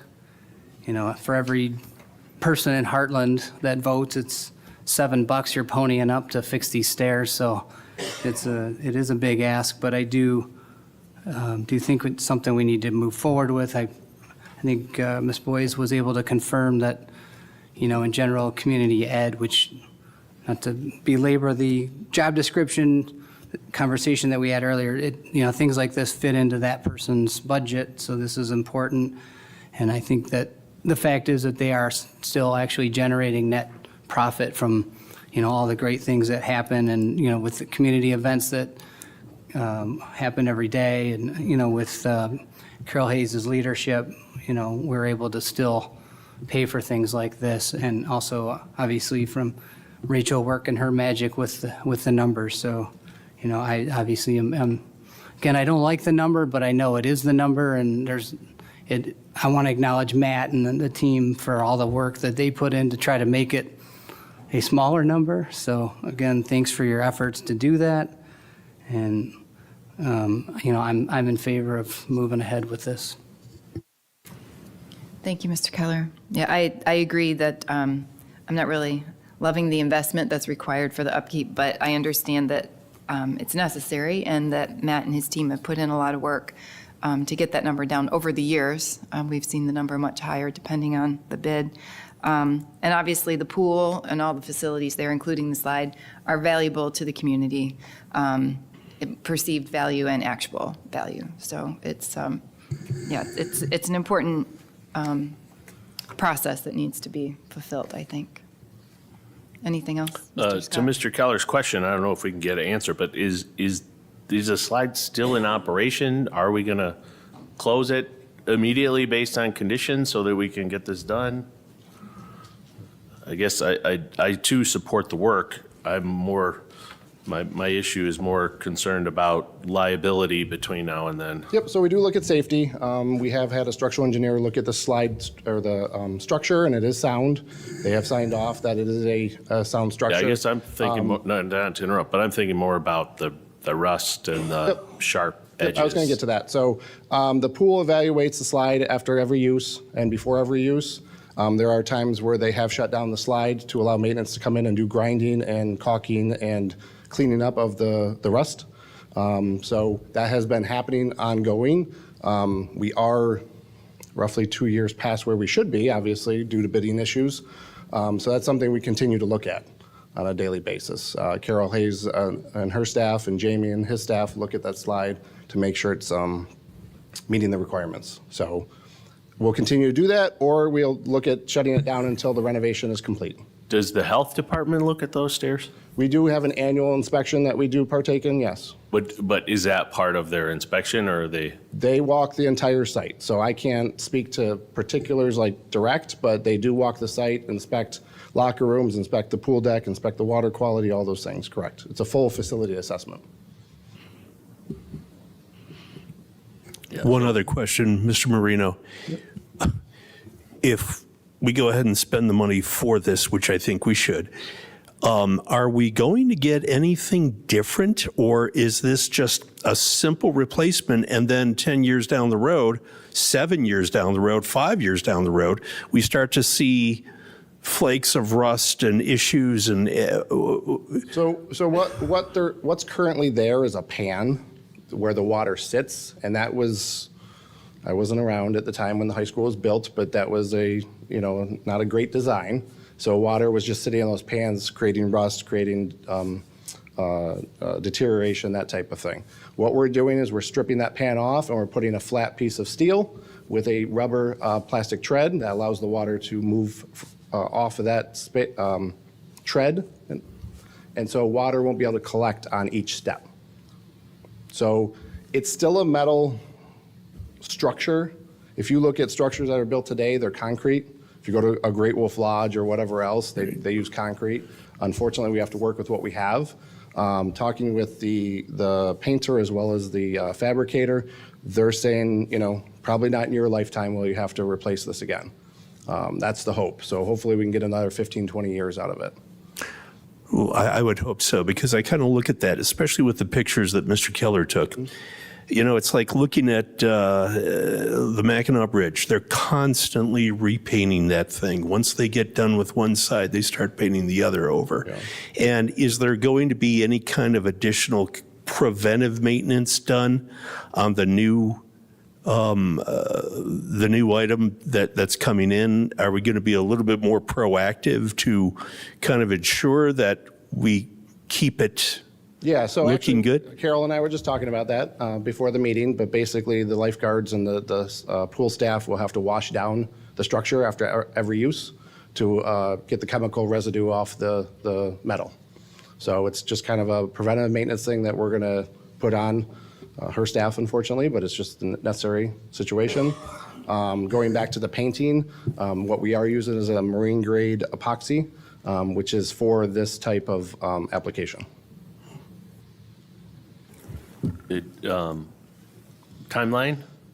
So timeline, talking with the contractors, you're talking timeline or schedule? So I guess they're the same, but we've been talking with the contractor to figure out when it could fit in their scope of work. I still have to review that with Carol and her staff in terms of programming, because we want to be able to maximize the pool. We're thinking July into August a little bit. One of the things that, talking with her is looking at the overall environment to say, okay, part of this quote is for the contractor to cover or protect the slide area so they can do the work, so it's not migrating into the pool environment, that type situation. So she could still run her events at night. So basically we do some of the dirty work during the day from 7 to 3 on that side of the pool. She could still be open at night to allow revenue streams and things like that for her. There's a few days that it will be noisy where we're unbolting the steps and cutting treads and things like that. So roughly 3 to 4 days for that work in the beginning, and then probably about 7 days at the end to put them back in, pour all the concrete back, that type of situation. While the treads are off-site being fabricated, the painter will come in and start doing painting for about 2.5 weeks. It's kind of the idea. And you think those stairs are safe as is between now and July? I'm never going to say everything's safe. At the end of the day, we evaluate it on a daily basis. If we feel the need that it's unsafe or not conducive to using the pool, we will shut them down. But structurally, it is a structure. I don't mean structurally. I understand. I wouldn't. We make sure no one wants to cut their feet. I wouldn't or walk like up that. it, and I wouldn't want my kids walking up it. Definitely. Exactly. Yeah, looking at the pictures that Mr. Keller took, I was kind of blown away. They seemed to be a little bit more extreme than I originally thought. And as a parent, I would not want my kid walking on anything like that. So hopefully between now and when we get it replaced, if there's something that we can do to kind of put a simple patch to ensure that people's feet are safe. Yep, we can do that. And the other concern, like parents, when their kid says, "Hey, can I go down the water slide?" Generally, it's not the parents going with them, so they don't. Right. If the parents saw that, they would probably say, "No, we're not going up." The kids don't think about it or don't care, but yeah. Okay, thank you, Mr. Marino. Appreciate it. Any further discussion on the motion? Okay, Okay, the motion that we have before us is pool stairs renovation, brought forward by Mr. Campbell, supported by Mr. Keller. Mr. Gogolewski. Yes. Mr. Campbell. Yes. Mrs. Shaw. Yes. Mr. Keller. Yes. Mr. Scott. Yes. Ms. Custodio. Yes. I'm a yes. Motion carries. Item 2E, Superintendent Salary Schedule. I move that the Board of Education, upon the recommendation of the Chief Financial Officer, approves an addendum to the superintendent's contract to include the superintendent's salary schedule as presented. Support. Okay, motion by Mrs. Shaw, supported by Mr. Campbell. I guess I have a little bit of context that I can provide. There's some information that Mr. Hughes had shared with the board in a couple different communications to explain the background of the purpose behind this. As I understand it, the salary schedule is a relatively new ORS expectation based on a recent court case, appeal, or decision the schedule should be in place prior to a superintendent's retirement. This is something that MASA actually advises that is to be done annually with a contract rollover. As you may recall, Mr. Hughes did not request a rollover extension after his evaluation last June. So at that time, we did not have the opportunity to be able to incorporate this as an addendum to his contract. The other superintendents here in Livingston County have implemented this with their most recent contract renewals, as I understand it, and those contracts now include the schedule as an addendum. In addition, all of our other administrators in the district do have a salary schedule approved by the board per the ORS expectation. The HCS AA contract and policy 1410, obviously, that we just approved, all of that covers their salary schedules. But there is nothing in place currently officially in Mr. Hughes' contract today. As an alternative to approving the schedule here today, obviously we'll hear some discussion about that and see where we want to pursue. Mr. Hughes could request a renewal of his contract. We can add it as an addendum at that time with a contract renewal. But regardless of how it's implemented, it's still an ORS expectation that this is in place and approved by the board. I know that Mr. Keller had met with Mr. Hughes and Mrs. Boyes recently to review the numbers, to review the schedule. So I don't know if there's anything that you would want to share from what you had learned from your conversations with them, or if there's somebody else who wants to open up discussion.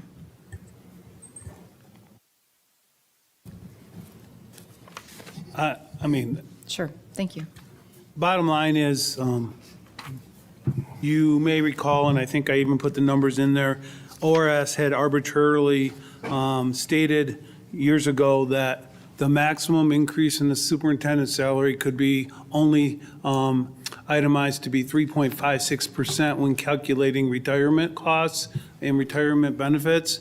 That was only at the time for superintendents, because there was a time frame years ago where districts were spiking supposedly superintendents' contracts at the end of their time frame.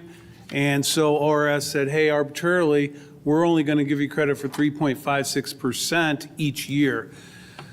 That was taken to court. There was a lawsuit, and you've got that, as you said, Kristen, that was just recently settled. That started in 2019. Thus, you see on the schedule, a notation schedule, the salary schedule created. The associations for supervisors and administrators recommends that this be added to every contract as an addendum, because it's going to be required upon retirement anyway. And like I said, I did reach out to all the superintendents in Livingston County, and they all have this added to their contracts as an addendum. It's just a factual sheet. Rachel Boyce, our CFO, provided the numbers. I had nothing. I asked Rachel to do this. She provided it. Mr. Keller, you came in. You sat with me. I think you had a chance to go over to Rachel's office afterwards and talk with her. And we went over, Mr. Keller, you went over all my contracts to make sure the numbers were correct. So this is just a factual sheet of what it is, and then next year's numbers are simply what would happen if my evaluation at the end of the year meets the criteria to move forward. Obviously, if you're not approving anything that's going to automatically happen still, because the contract calls for me having to hit those benchmarks to hit these numbers. So it's just showing what that schedule is. I hope that I've explained it well. Mr. Keller, I don't know if you wanted to add to that? No, nothing that I necessarily would like to add, though. In terms of our conversation, when we discussed this, I thought that what's listed in the 2019-2020, the SAL schedule created, I think that that's a little confusing, and I was hoping that that was going to be removed in the version for today. Because again, it, to me, gives the perception that we've created this document in 2019, 2020, and I don't think that's what you're intending it to say. So I think it, again, for sake of clarity, should be pulled out of there and replaced with, I think Rachel gave me the percentage, it was 2.7 or thereabouts. So I think, again, that should be included in there. Mr. Hughes, could you, or Mrs. Boyce, could you explain what that means? This is kind of a rolling document that was just kind of created there. Back at that time, we used to use what's called a formula, and we've kind of started to get away from that. It was just a personal note, honestly, about, what we were kind of doing that year. The number is 1.7549. So if it makes everyone feel better, we can certainly put that in there for the copy that you need to have on file. Thank you, I appreciate that. Any other questions, Mr. Keller? No, not on that table, no. Okay, any other comments? Yeah, so I went down a rabbit hole this afternoon on this one. I've had conversations with most board members about it, and I asked everyone what the purpose of this was, and I didn't really get any firm understanding. So this afternoon I did some research. I read the Michigan Supreme Court decision and all the ORS questions and answers. To be honest, I don't believe this will satisfy ORS. I don't think it fits what they're looking for. I think we need to go, I agree it needs to be done to make sure that Superintendent Hughes gets everything he's entitled to at retirement. But there's three main reasons that this doesn't fit what ORS is looking for, and I can kind of summarize those. To address something that was previously said, somebody said where it says salary schedule created 2019, that's not accurate. The salary schedule has always been required by ORS. What happened in 2019, frankly, superintendents just generally did not have one. The salary schedule is created mostly for administrators, for teachers, for support staff, but because superintendents are individually bargaining, they generally didn't have a salary schedule. So that is what went to court. The retiring superintendents sued ORS because ORS was making the numbers up, essentially, saying we're going to limit it at 3.5%, whatever the number is. So the suit, the superintendents won. Ultimately, after going all the way to the Supreme Court, the superintendents won, and it was determined that no, ORS cannot set this arbitrary limit.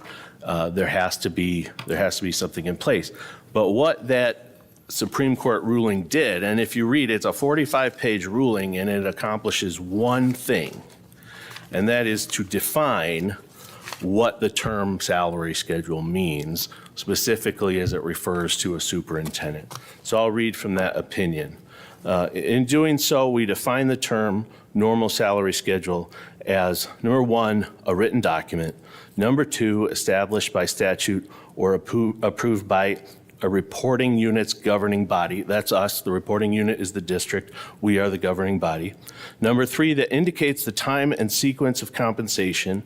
And four, conforms to a norm, rule, or principle, i.e. it applies to generally applicable job classification rather than to a specific employee. So as silly as this may sound, the fact that Chuck Hughes' name is at the top of this is going to be a disqualifier for ORS. This should say superintendent salary schedule. And I've got Dr. Hubert's here in front of me. That's part of his contract. And it says Appendix A, superintendent salary schedule. It doesn't say Dr. Hughes. Dr. Hubert. Another one I could find in a quick search was from Chelsea. Again, the superintendent's contract has a superintendent salary schedule attached to it, Appendix A. It's labeled superintendent salary schedule. So part of this ruling was very specific that the salary schedule, again, applied to the position, not to the person. And so they're going to want to see something, again, it sounds silly, they're going to see something that this is what the superintendent makes. Just like when we the policies we passed today did not have names attached to them. 1400, 1410 does not put into policy this administrator's name and the salary. It just says anybody who falls in this category, here's their salary schedule. When they retire, they will use that policy as with the ORS. Mr. Hughes doesn't have that, so he needs to put together the salary schedule. So number one, it needs to say superintendent salary schedule. Number two, it can only be forward-looking, not retroactive. And here's from ORS. They have a FAQ section on their website specifically about this whole lawsuit. So a couple messages of note. One of the FAQs, do salary schedules need to be formally established as an appendix in a contract? No, that's not a requirement. Actually, what they recommend is that the salary schedules are in the same format for a superintendent as they are for any other administrator. So the correct thing to do would be to put it into policy, just like we do for everyone else. Can they be in the contract? Absolutely. As we said, that's what a lot of superintendents have done. And that's actually the next question. Is it acceptable to have the salary schedule in in a contract? Yes, acceptable as long as the wages follow the salary schedule. Now the next question, will ORS accept retroactive salary schedules created to reflect the compensation that was paid for the years in question? No. Salary schedules must be in place before the compensation was earned. So this salary schedule needs to be forward-looking, not backwards-looking. And there's a couple of other FAQs that deal with that. So that would be the number two thing of why this does not fit within the ORS. And again, we can look at the LESA and the Chelsea superintendent contracts. And Chelsea starts at the current year and is forward-looking. Dr. Hubert, he has his current year highlighted, and he has the future years. He does have 2 past years, but it's forward-looking, not retroactive.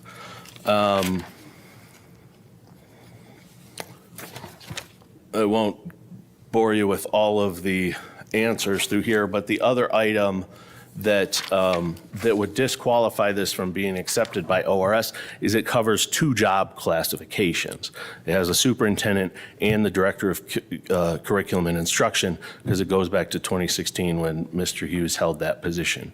So that would clearly establish to ORS that this has nothing to do with a job classification. It only has to do with an individual. And again, that's the problem with why the ORS wouldn't accept it. Now, is it best practice to put this in place? Absolutely.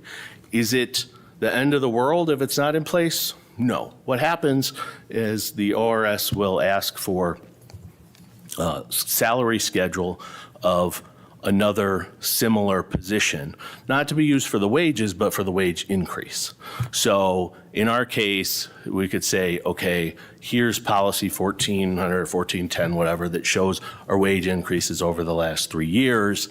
And so he would get credit for those wage increases. Now, obviously, his pay has gone up, I believe, at a faster percentage than those. So they do offer another option, which is that you can submit the salary schedule of a superintendent who has a similar job, similar role, similar responsibility. So if we were in a position where this didn't exist and he decided to retire tomorrow, he would absolutely be protected because he could use any of those with ORS and they would accept him.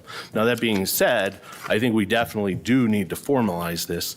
I would just hate to formalize it in this format where it would be kicked back and then, it could be kicked back now, it could be kicked back years from now, and he goes, whatever the case is. So I personally would rather us put this in a format that we know will be acceptable to the ORS, preferably in policy, but if it's if it's part of a contract, it's part of a contract. I think we just need to do a little more research on this. Go ahead, Mrs. Shaw. You've said a lot, and you are not a retirement or ORS expert. This is Mr. Hughes, our superintendent that we're talking about. Whatever we decide to do tonight, but I don't think we should put this in the hands of Mr. Scott because we're talking about our superintendent's retirement, right? So I know, again, you're reading all these things and you haven't shared any of that with any of us. I don't know if you verified it with Mr. Hughes or with Mrs. Boyes. But again, for us to have all of this put on us now to make these changes right here, frankly, it's too much. So, I don't know. I would love to hear what Mr. Hughes, would like to do since this is your contract and this is your retirement.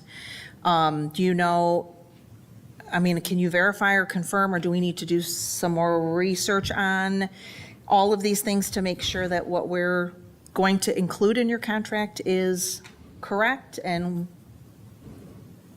Mr. Hughes. I am comfortable with approving this tonight. I'm so happy that Mr. Scott feels so inclined to protect me, so that's a good thing. And so what I think I would suggest is that you adopt this, and then come July, when I ask for my contract extension, then we will add the latest version at that point in time in there.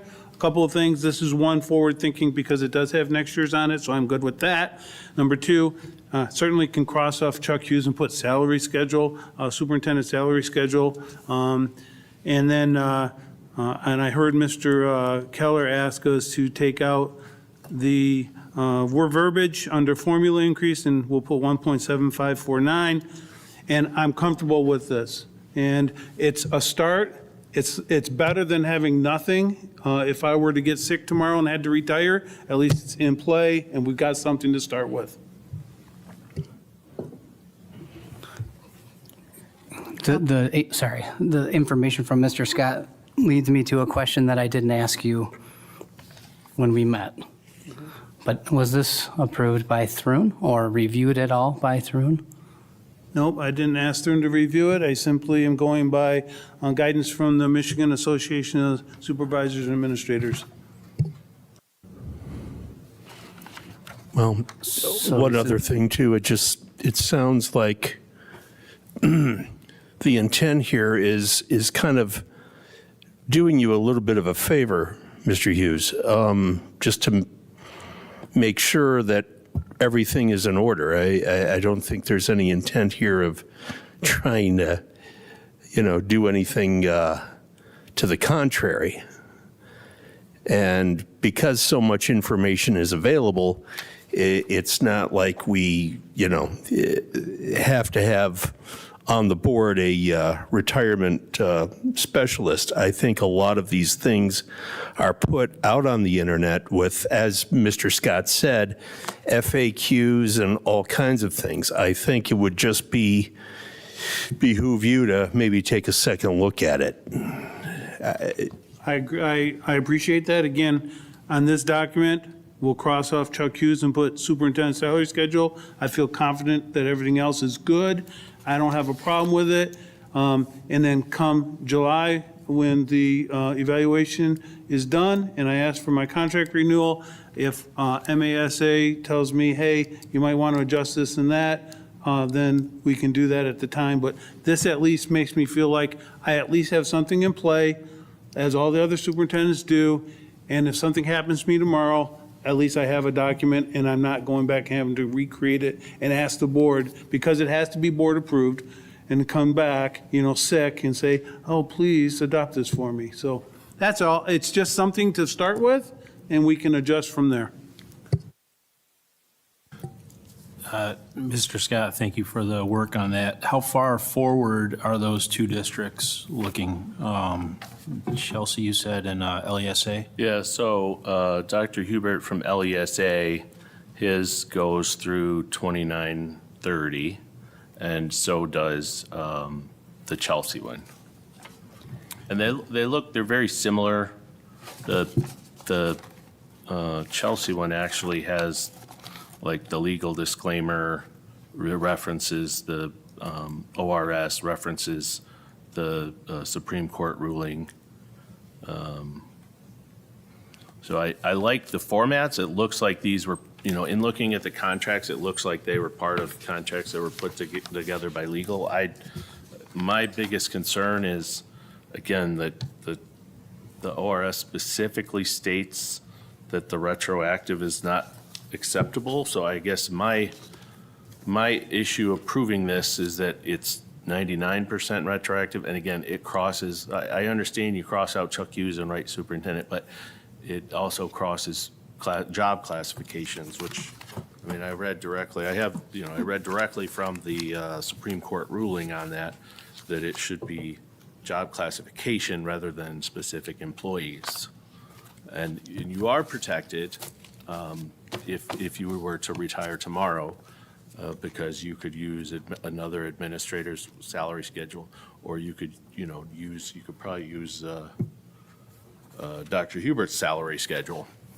I can't use Dr. Hubert's or anybody else's, to be honest with you. It says you can, but the reality is, you have to look at each individual thing and what counts for salary and what doesn't, and contracts are all different.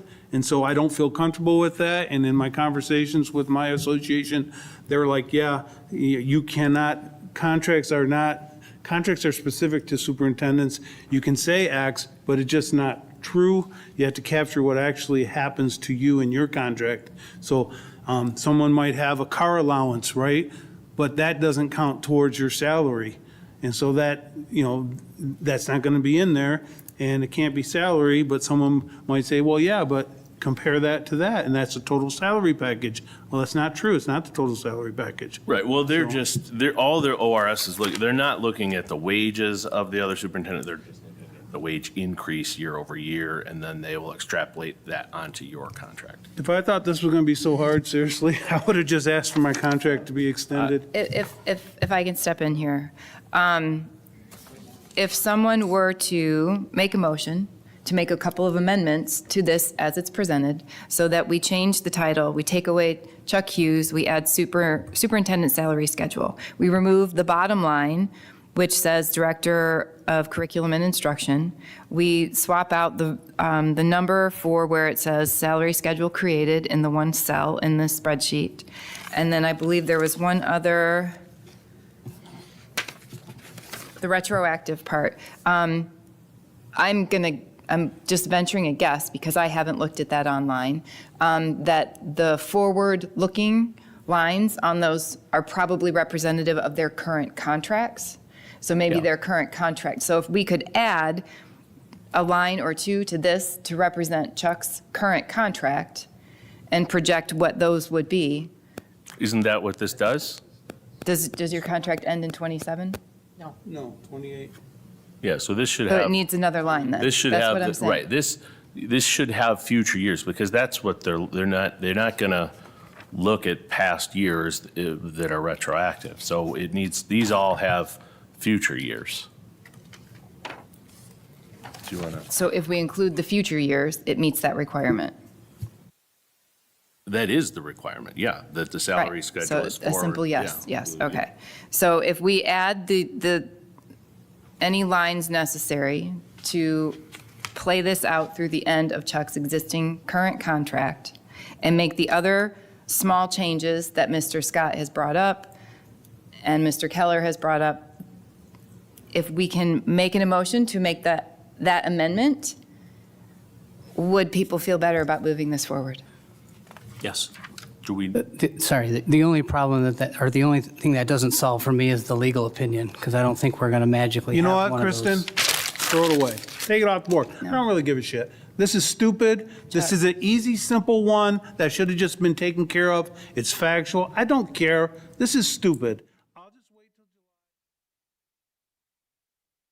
Put it in there at that time. This is stupid. We don't Okay, have time. thank you. Time to go home. Thank you.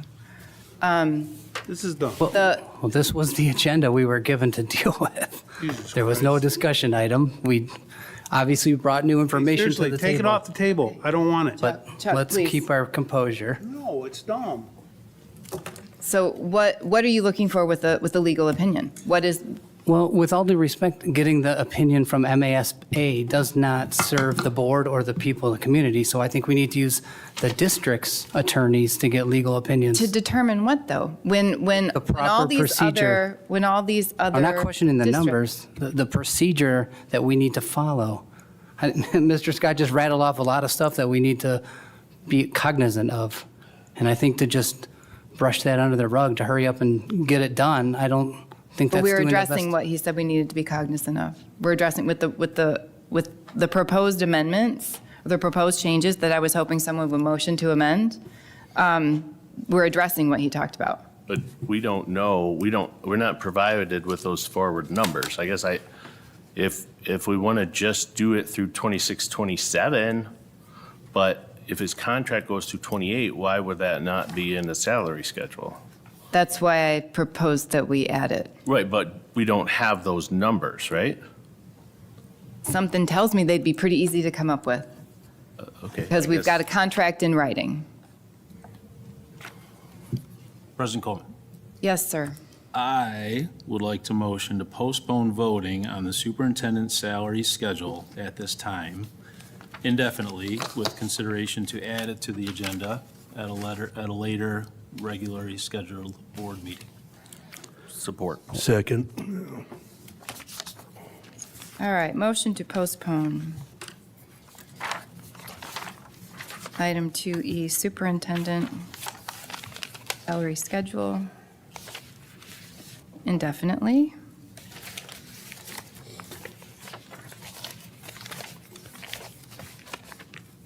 That was brought forward by Mr. Campbell, and it was supported by just about everybody. I'll pick Mr. Keller. I think I heard a support from you, didn't I?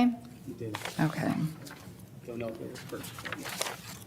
Okay, so motion on the table is to postpone item 2E, superintendent salary schedule, and postpone it indefinitely.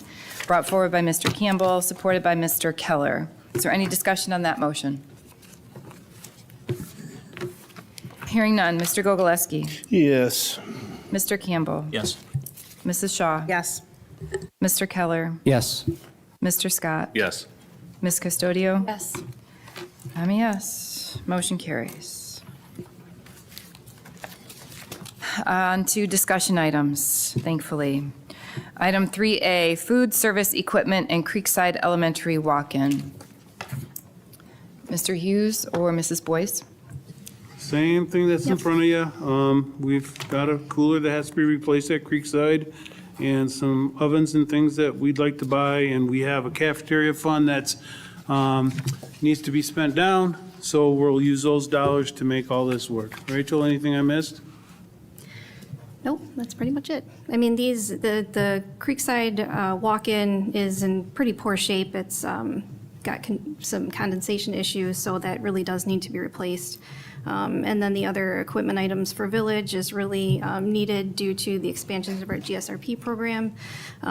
We have a lot more meals that we have to prepare, and this will help them prepare those meals more efficiently for those programs.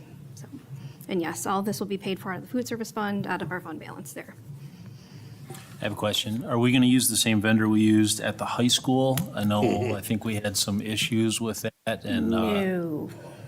we're not using the same supplier for that. And, No. okay. No. And honestly, that's why we went about it this way. We asked for quotes this Yeah. time instead of doing a sealed bid. Okay. It was under the threshold that required a sealed bid. This Okay. way we could choose which vendors we sent those quote Thank requests you. to. And an emphatic no from Mr. Marino in the back, so very good. Thank you. Quick question. I'm looking at one of the quotes here. Price is good until 2/17/2026. Are these quotes still valid? That surprises me because I thought we just got this one like 2 days ago. Not 2 days ago, I guess Tuesday. We would have, so a week ago.